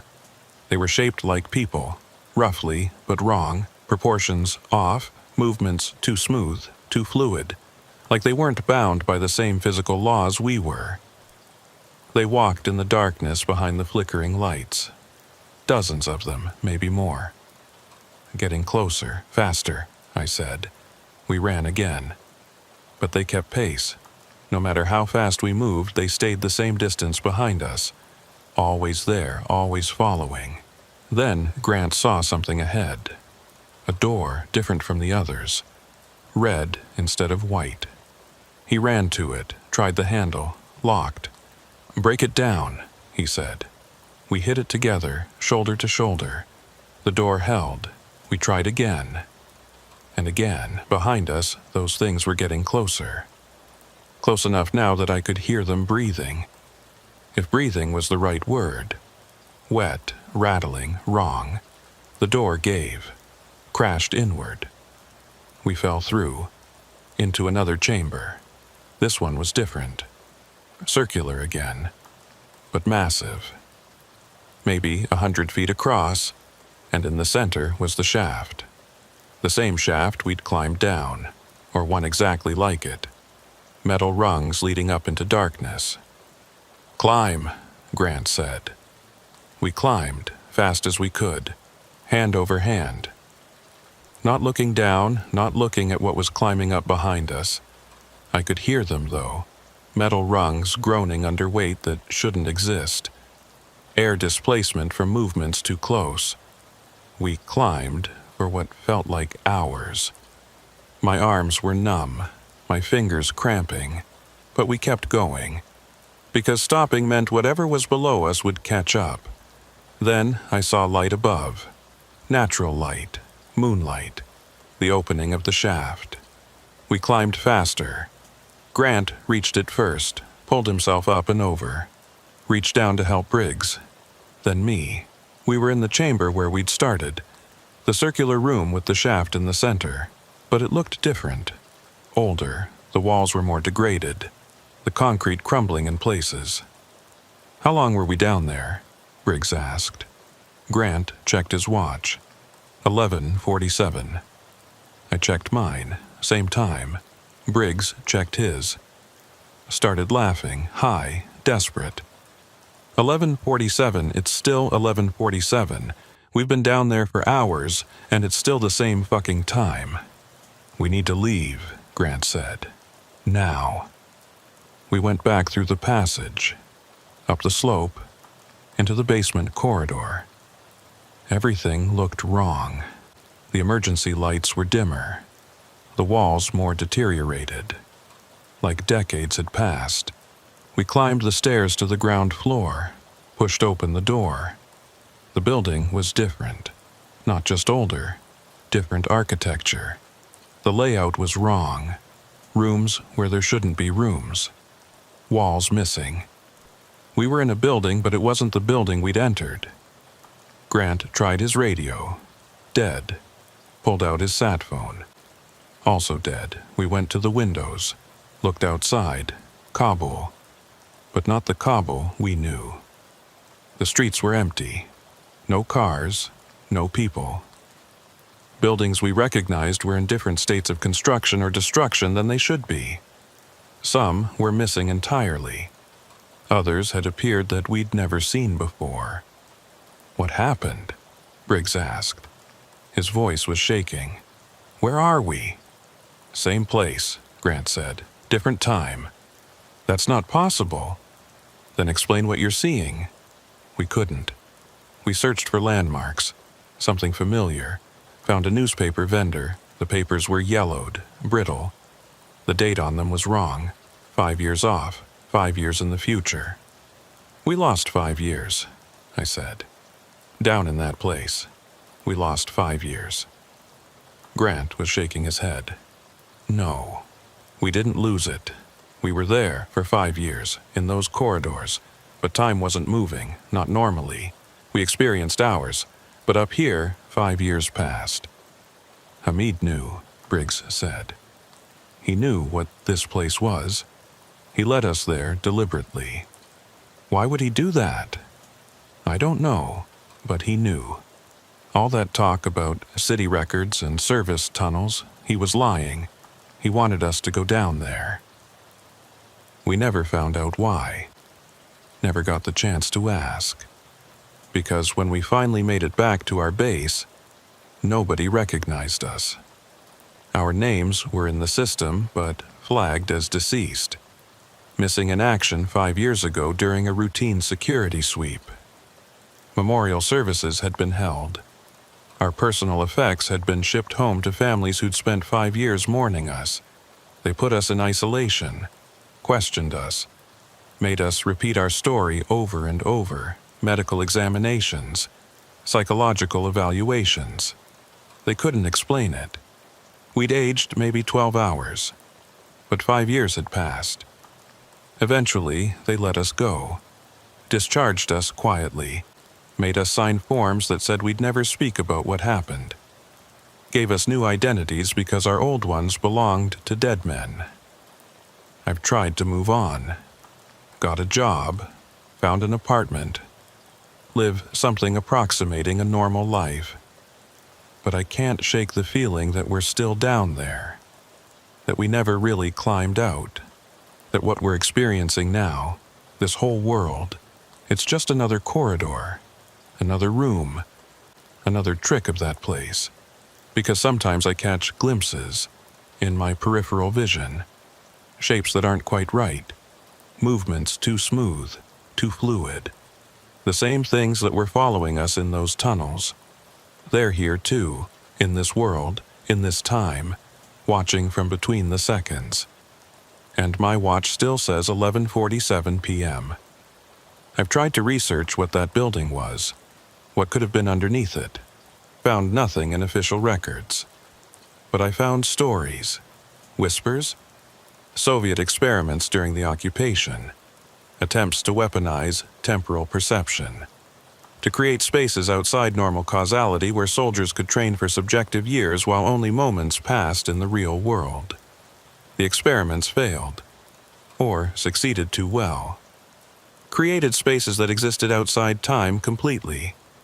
Pockets of reality that didn't move forward or backward. Just existed. Forever. And anyone who entered them became part of them. Last week I saw Grant, or someone who looked like Grant, standing across the street from my apartment.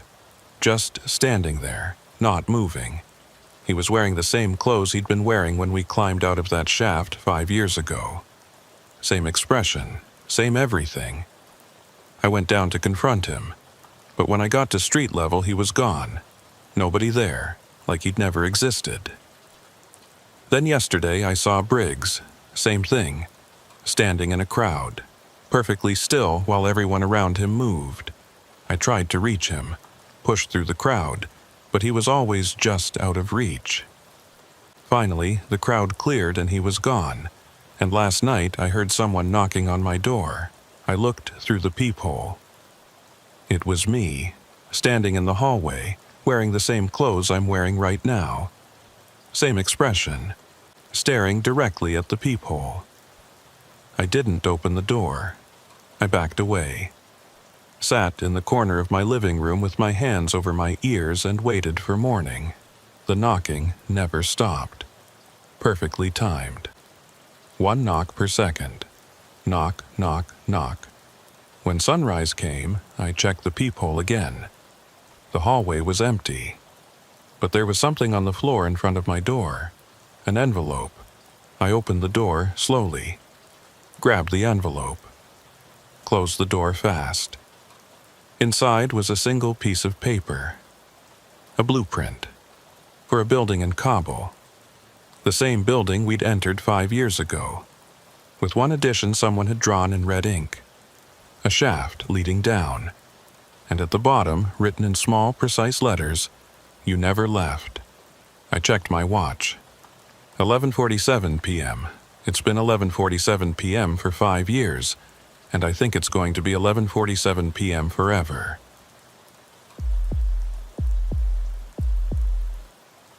There are no birds here anymore.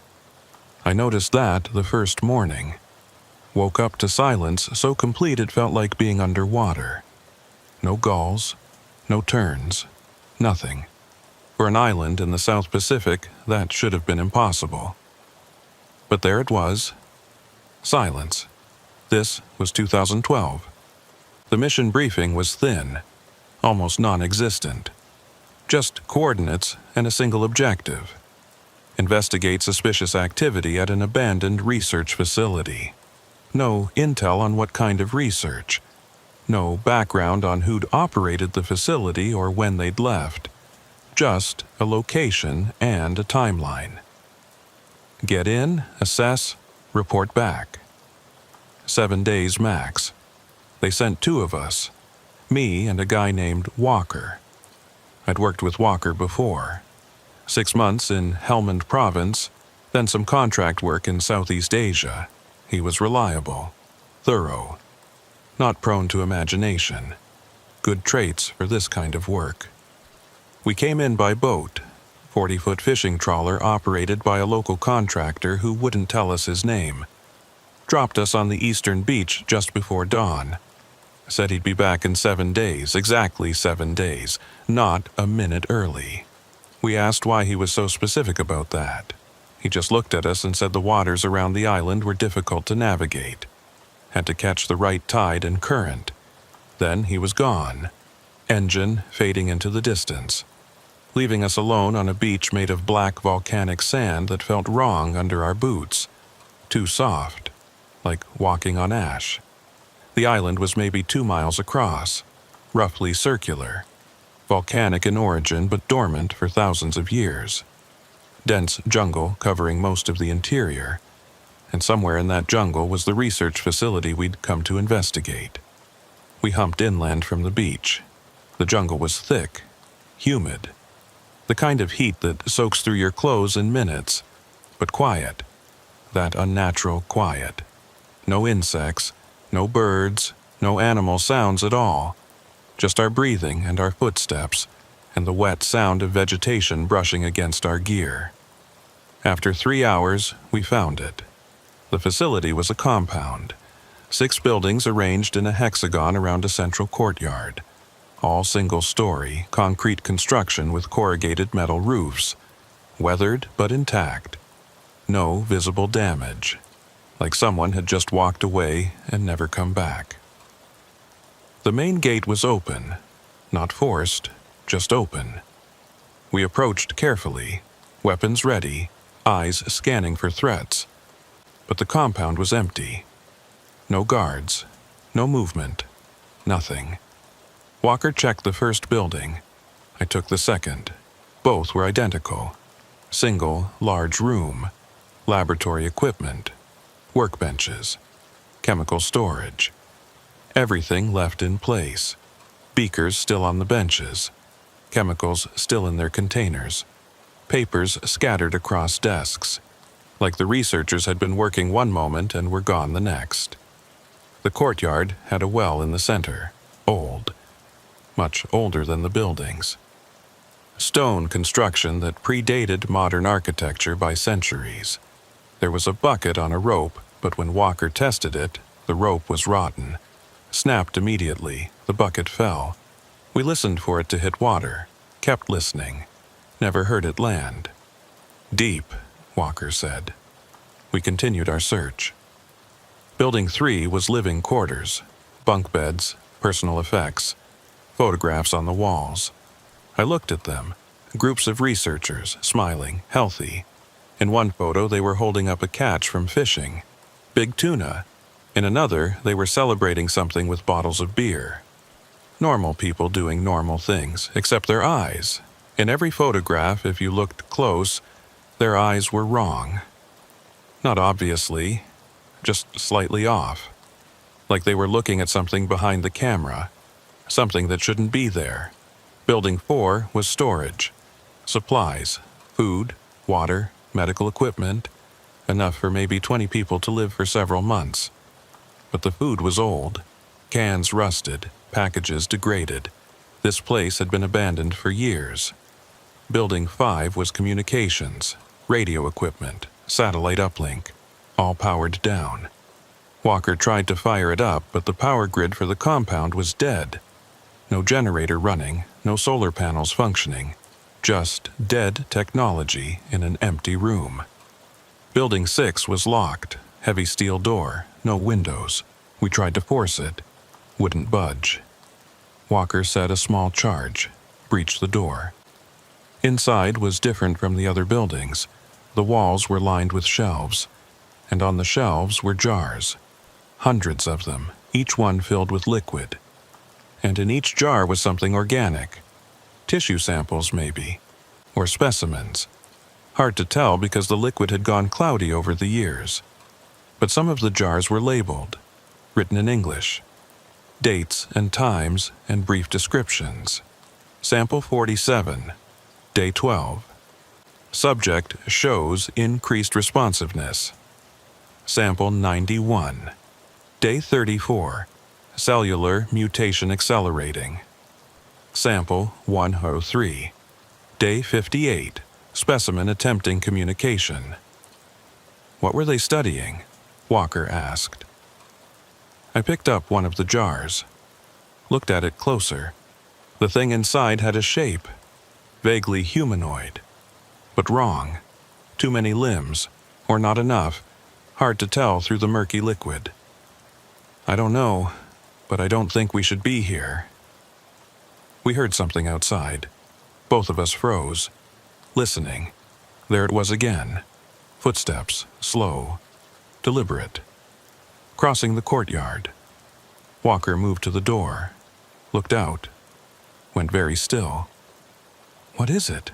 I whispered. There's someone out there. I looked, there was. A figure standing in the courtyard, facing the well, not moving, just standing. We exited the building, weapons raised. Identify yourself, Walker called out. The figure didn't turn, didn't acknowledge us, just stood there. We approached, slowly, carefully. As we got closer, I could see it was a woman, maybe 50 years old, wearing research clothes, lab coat, boots. Her hair was long, unkempt. Her skin was pale, too pale, like she hadn't seen sun in years. Ma'am, I said, we're here to help. Can you hear me? She turned, looked at us, smiled. It was the same smile from the photographs. Wrong, off, like it was being performed rather than felt. You came, she said. Her voice was hoarse, unused. I knew someone would come eventually. I've been waiting. Waiting for what? Walker asked. To show you. To help you understand. Before it's too late. Before what's too late? Before you hear it. The calling, it starts quietly, just at the edge of perception. Then it gets louder, clearer, until you can't ignore it anymore. Until you have to respond. She took a step toward us. We both raised our weapons higher. Stay back, Walker said. She stopped, still smiling. You don't understand yet, but you will. We all did. All of us who came here. We thought we were studying it, documenting it, controlling it. But we were wrong. It was studying us, learning from us, preparing. Preparing for what? To emerge, to spread, to become. It's been down there for so long, waiting, growing, and now it's almost ready. All it needs is carriers, vectors, people to carry it out into the world. What's down there? I asked. What are you talking about? She pointed at the well. Down there, in the deep, where light doesn't reach, where nothing should live, but it does live. It's lived there for longer than humans have existed, and it's hungry. Walker lowered his weapon slightly. You're not making sense. Are you one of the researchers? What happened to everyone else? They listened. They went down to see, to document, to collect samples, and when they came back up, they weren't themselves anymore. They were carriers, hosts. The thing in the deep had gotten inside them, changed them, made them part of itself. Where are they now? Down there, where they belong. Where we all belong eventually. The calling is too strong to resist. I've been resisting for 3 years, but I can feel it weakening me. Soon I'll go down too. Join the others, become part of the deep. She started walking toward the well. We moved to stop her, but she was fast, faster than she should have been. She ran, jumped, disappeared into the well before we could grab her. We ran to the edge, looked down, saw nothing, just darkness, absolute and complete. Jesus Christ, Walker said. We stood there, not knowing what to do. We couldn't help her, couldn't even see where she'd gone. The well was too deep, too dark. Then we heard her voice, coming up from below, echoing off stone walls. It's beautiful down here. You should see it. You should come see it. Her voice was different now. Multiple tones at once, like she was harmonizing with herself, or with something else. Come down, come see, we're waiting for you. Walker backed away from the well. We're leaving, right now. We packed our gear, moved fast, got out of the compound and headed back toward the beach. The jungle was still quiet, still empty, but now it felt different, like something was watching, waiting. We made camp that night on the beach, took turns on watch. I had first shift, sat there in the dark listening to the ocean. Except the ocean was wrong too. The waves were too regular, too rhythmic, like they were being controlled by something beneath the surface. I kept my weapon close, checked and rechecked our perimeter. We'd set up tripwires with bells attached, basic early warning system. But the jungle stayed quiet. Too quiet, like everything living had fled this place long ago. Around 2200 hours, I started noticing something in the water. Phosphorescence. Glowing patches that moved just beneath the surface. I'd seen bioluminescent plankton before. This wasn't that. These moved with purpose, with intelligence.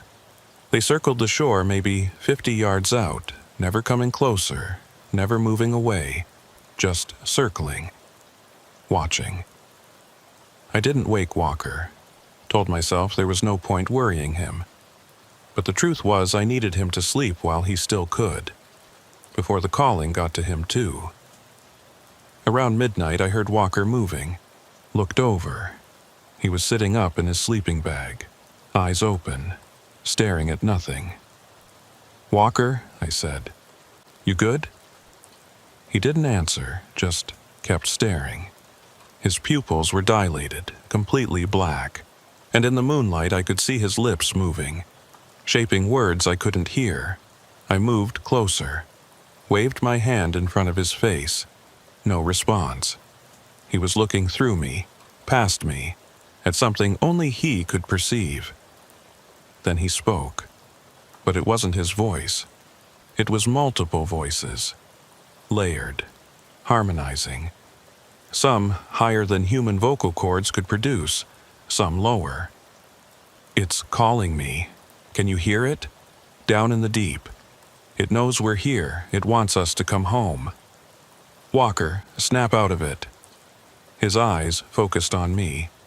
For a second they looked normal, human. Then something else slid behind them. Something that wore Walker's face but wasn't him. You don't hear it yet, but you will. We all hear it eventually. Everyone who comes to this island, the calling is too strong, too old, too hungry.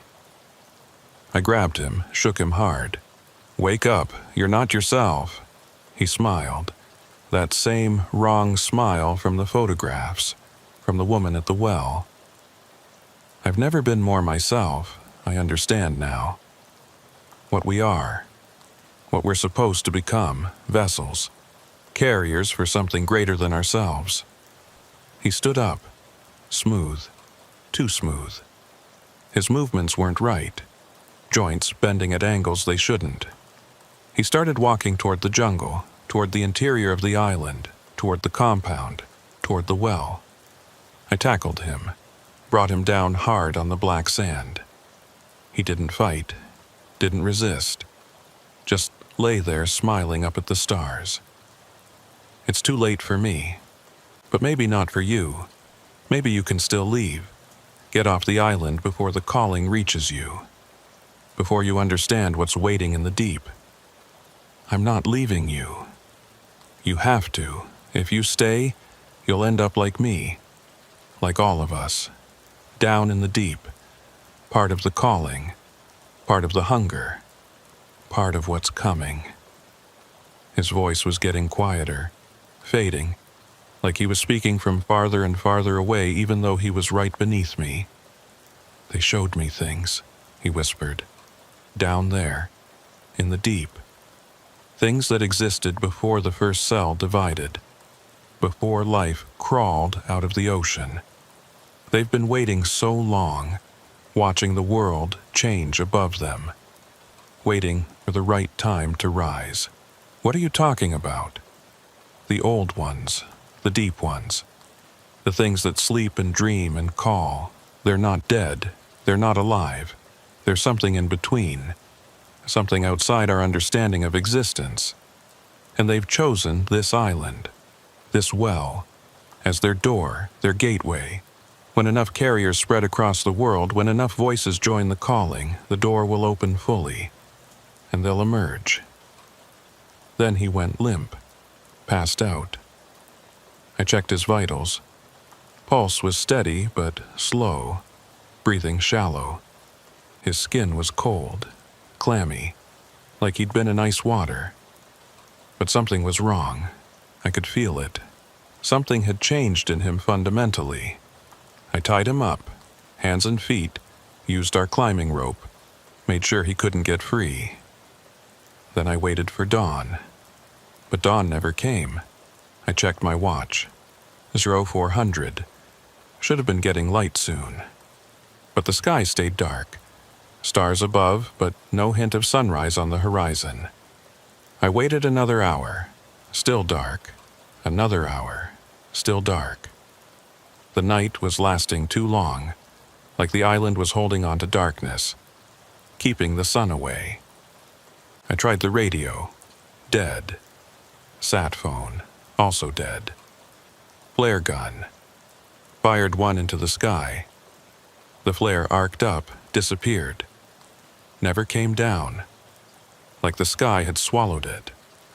Walker woke up around what should have been 0700, but was still dark. He looked at me. Normal eyes now.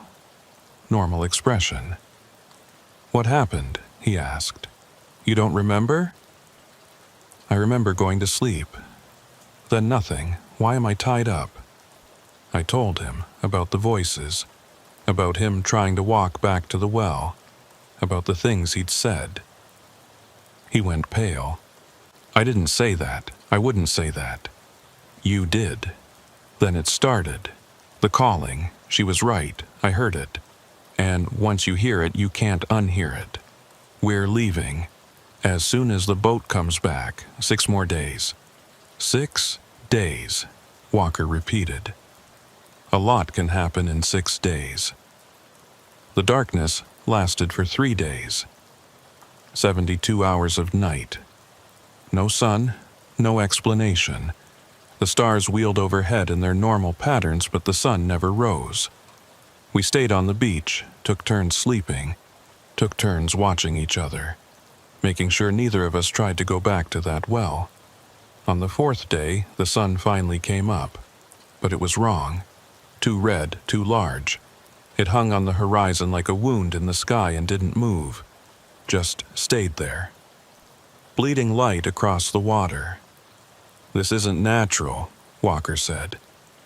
"Nothing about this place is natural." That night I heard it for the first time. The calling, not with my ears, deeper than that, in my bones. In my blood, a pull, an urge, to go back to the compound, to look down into the well, to see what was down there in the deep. I fought it, gripped my weapon until my hands ached, focused on breathing, on staying present, on not listening to that voice that wasn't a voice. Walker was having the same struggle. I could see it in his face, the way his eyes kept drifting toward the jungle, the way his body would lean in that direction before he caught himself. "Talk to me," I said. "Keep talking. Don't let it in." So he talked about his childhood, his family, his training, anything to fill the silence, to drown out the calling. And I talked too. Same topics, same desperate need to stay connected to something real. Something human. It worked. For a while.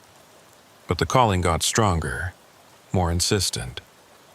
By the sixth day, we were both barely holding on. We'd stopped sleeping, stopped eating, just sat there on the beach with our backs to the jungle, facing the ocean, waiting for a boat that might not come. Then, on the morning of the seventh day, we heard an engine. Distant, but getting closer. We stood up, scanned the horizon, saw it. The fishing trawler, coming to extract us. Relief flooded through me. We were going to make it. We were going to get off this island. The boat anchored offshore. The contractor came in on a dinghy, same guy who'd dropped us off. He looked at us, looked at the jungle behind us, nodded like he understood something we didn't. "You're ready to leave?" he asked. "Yes," I said, "right now. Both of you." I looked at Walker. He was staring at the jungle, at something I couldn't see. "Walker," I said, "let's go." "I can't," he said quietly. "Yes, you can. The boat's here. We're leaving." "I can't. It won't let me. The calling is too strong. I have to go back. I have to see what's in the deep." "Fight it. You can fight it." He looked at me, tears running down his face. "I've been fighting it for 6 days. I don't have anything left. I'm sorry." Then he ran into the jungle, toward the compound. I started after him, but the contractor grabbed my arm. "Let him go," he said. "I can't leave him. He's already gone.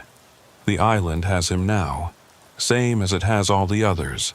If you go after him, it'll have you too." "What is this place?" "Old.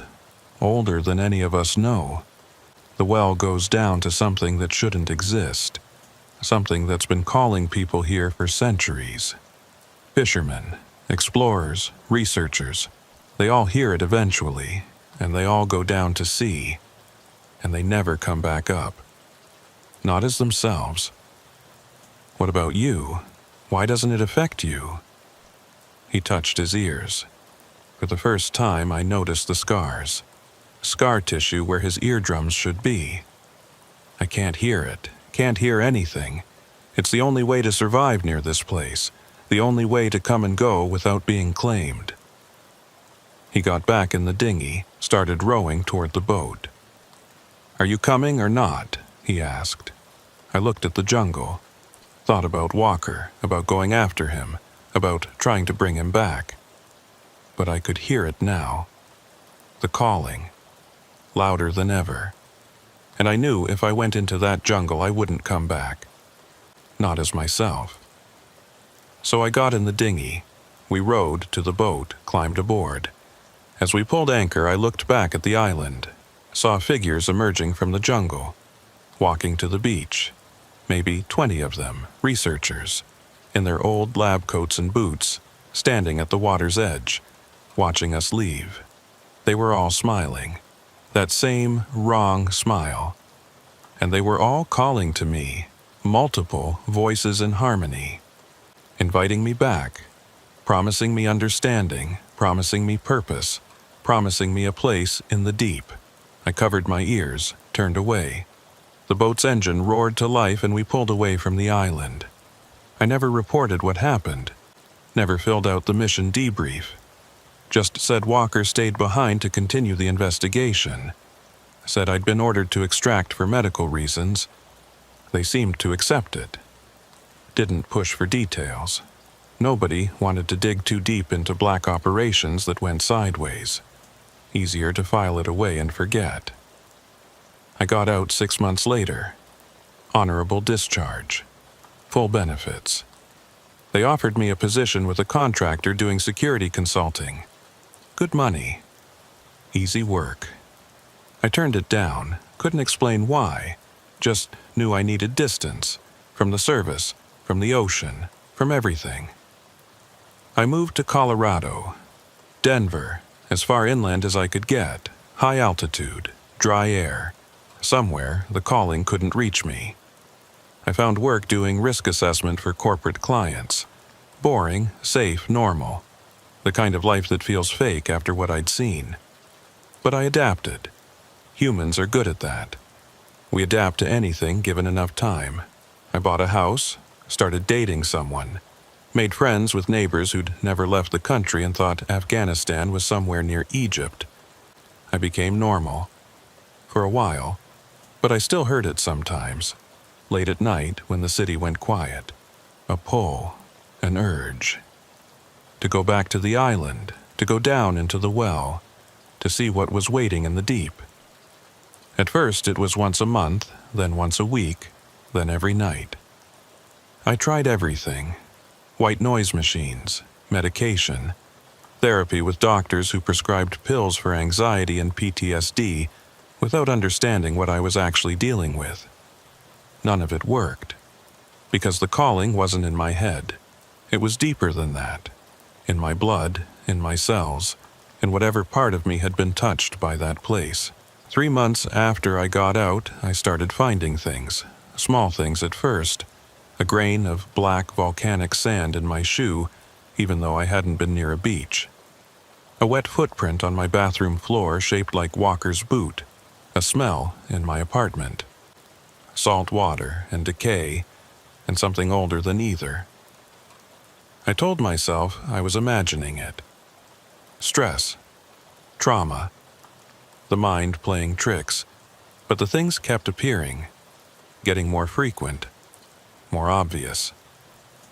Then 6 months after the island, I woke up one morning to find my hands covered in salt. Dried, crusted, like I'd been swimming in the ocean. But I was in Denver, 1,000 miles from the nearest coastline. And I didn't remember leaving my bed. I started sleeping with my door locked from the outside. Asked my girlfriend at the time to keep the key, told her I had sleepwalking issues. She thought it was weird but went along with it. For a while.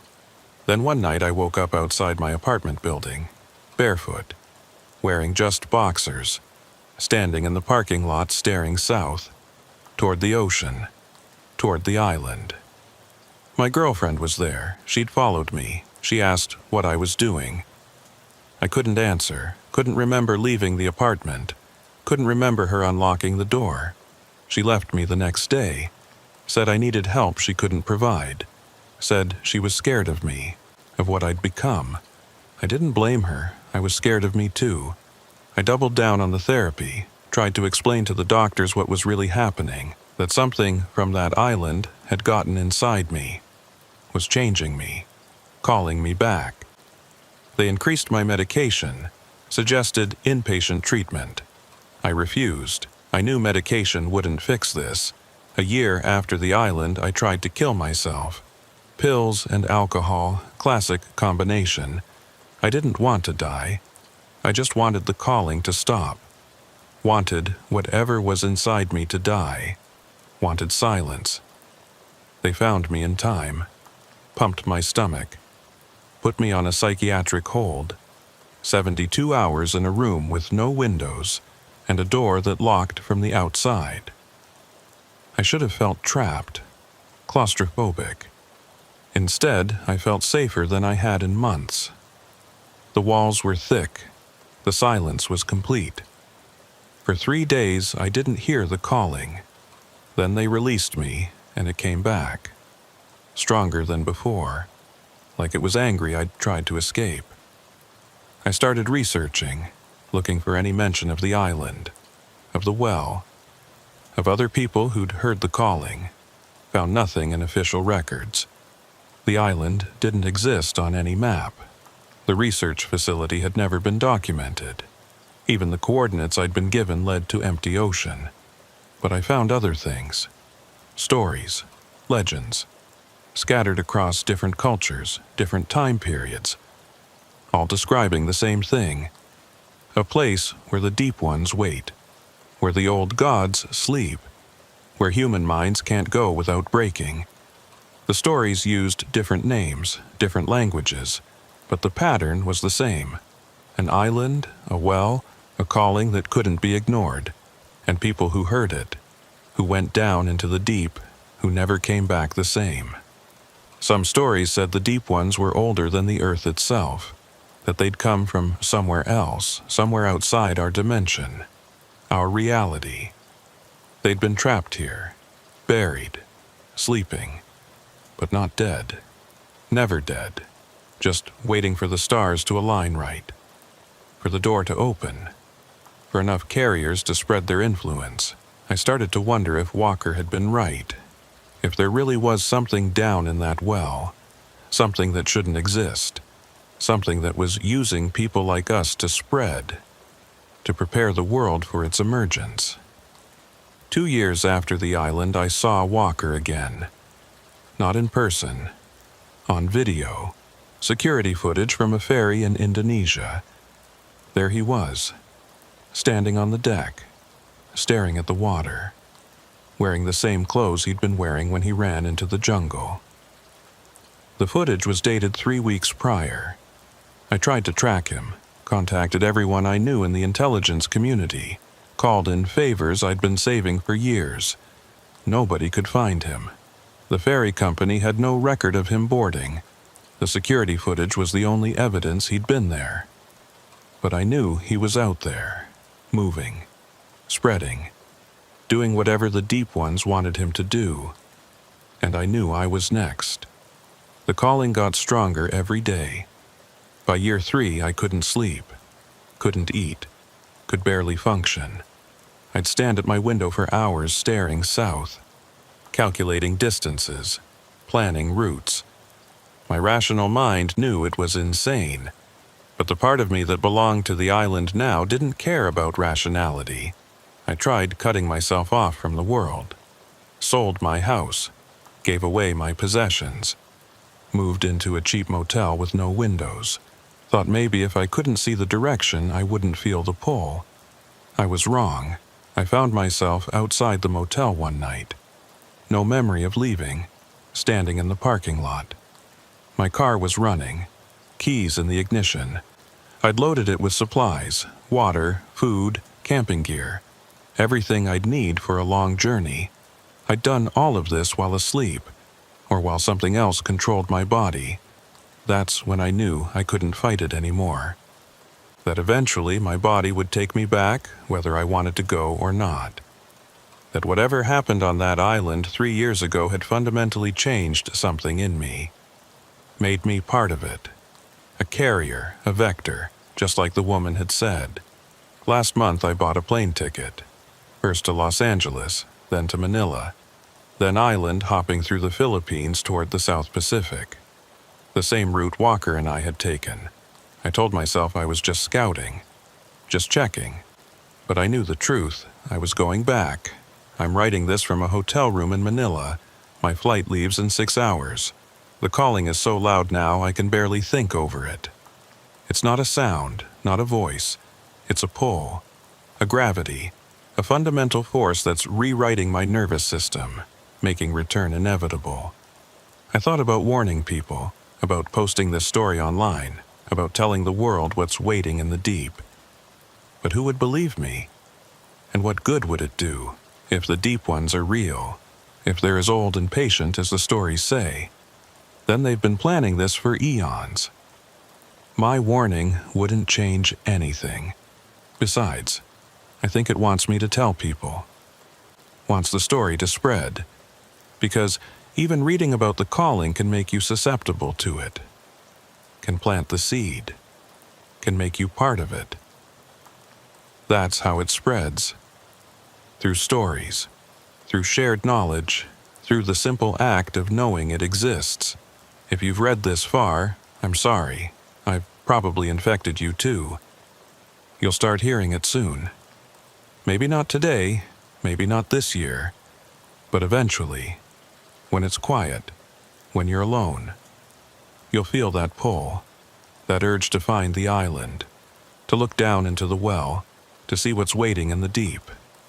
And you'll go, just like I'm going, just like Walker went, just like everyone who hears the calling eventually goes, because it doesn't stop. It never stops. It's older than humanity, older than life. It's been waiting since before the first cell divided, since before the first thought was thought, and it can wait forever.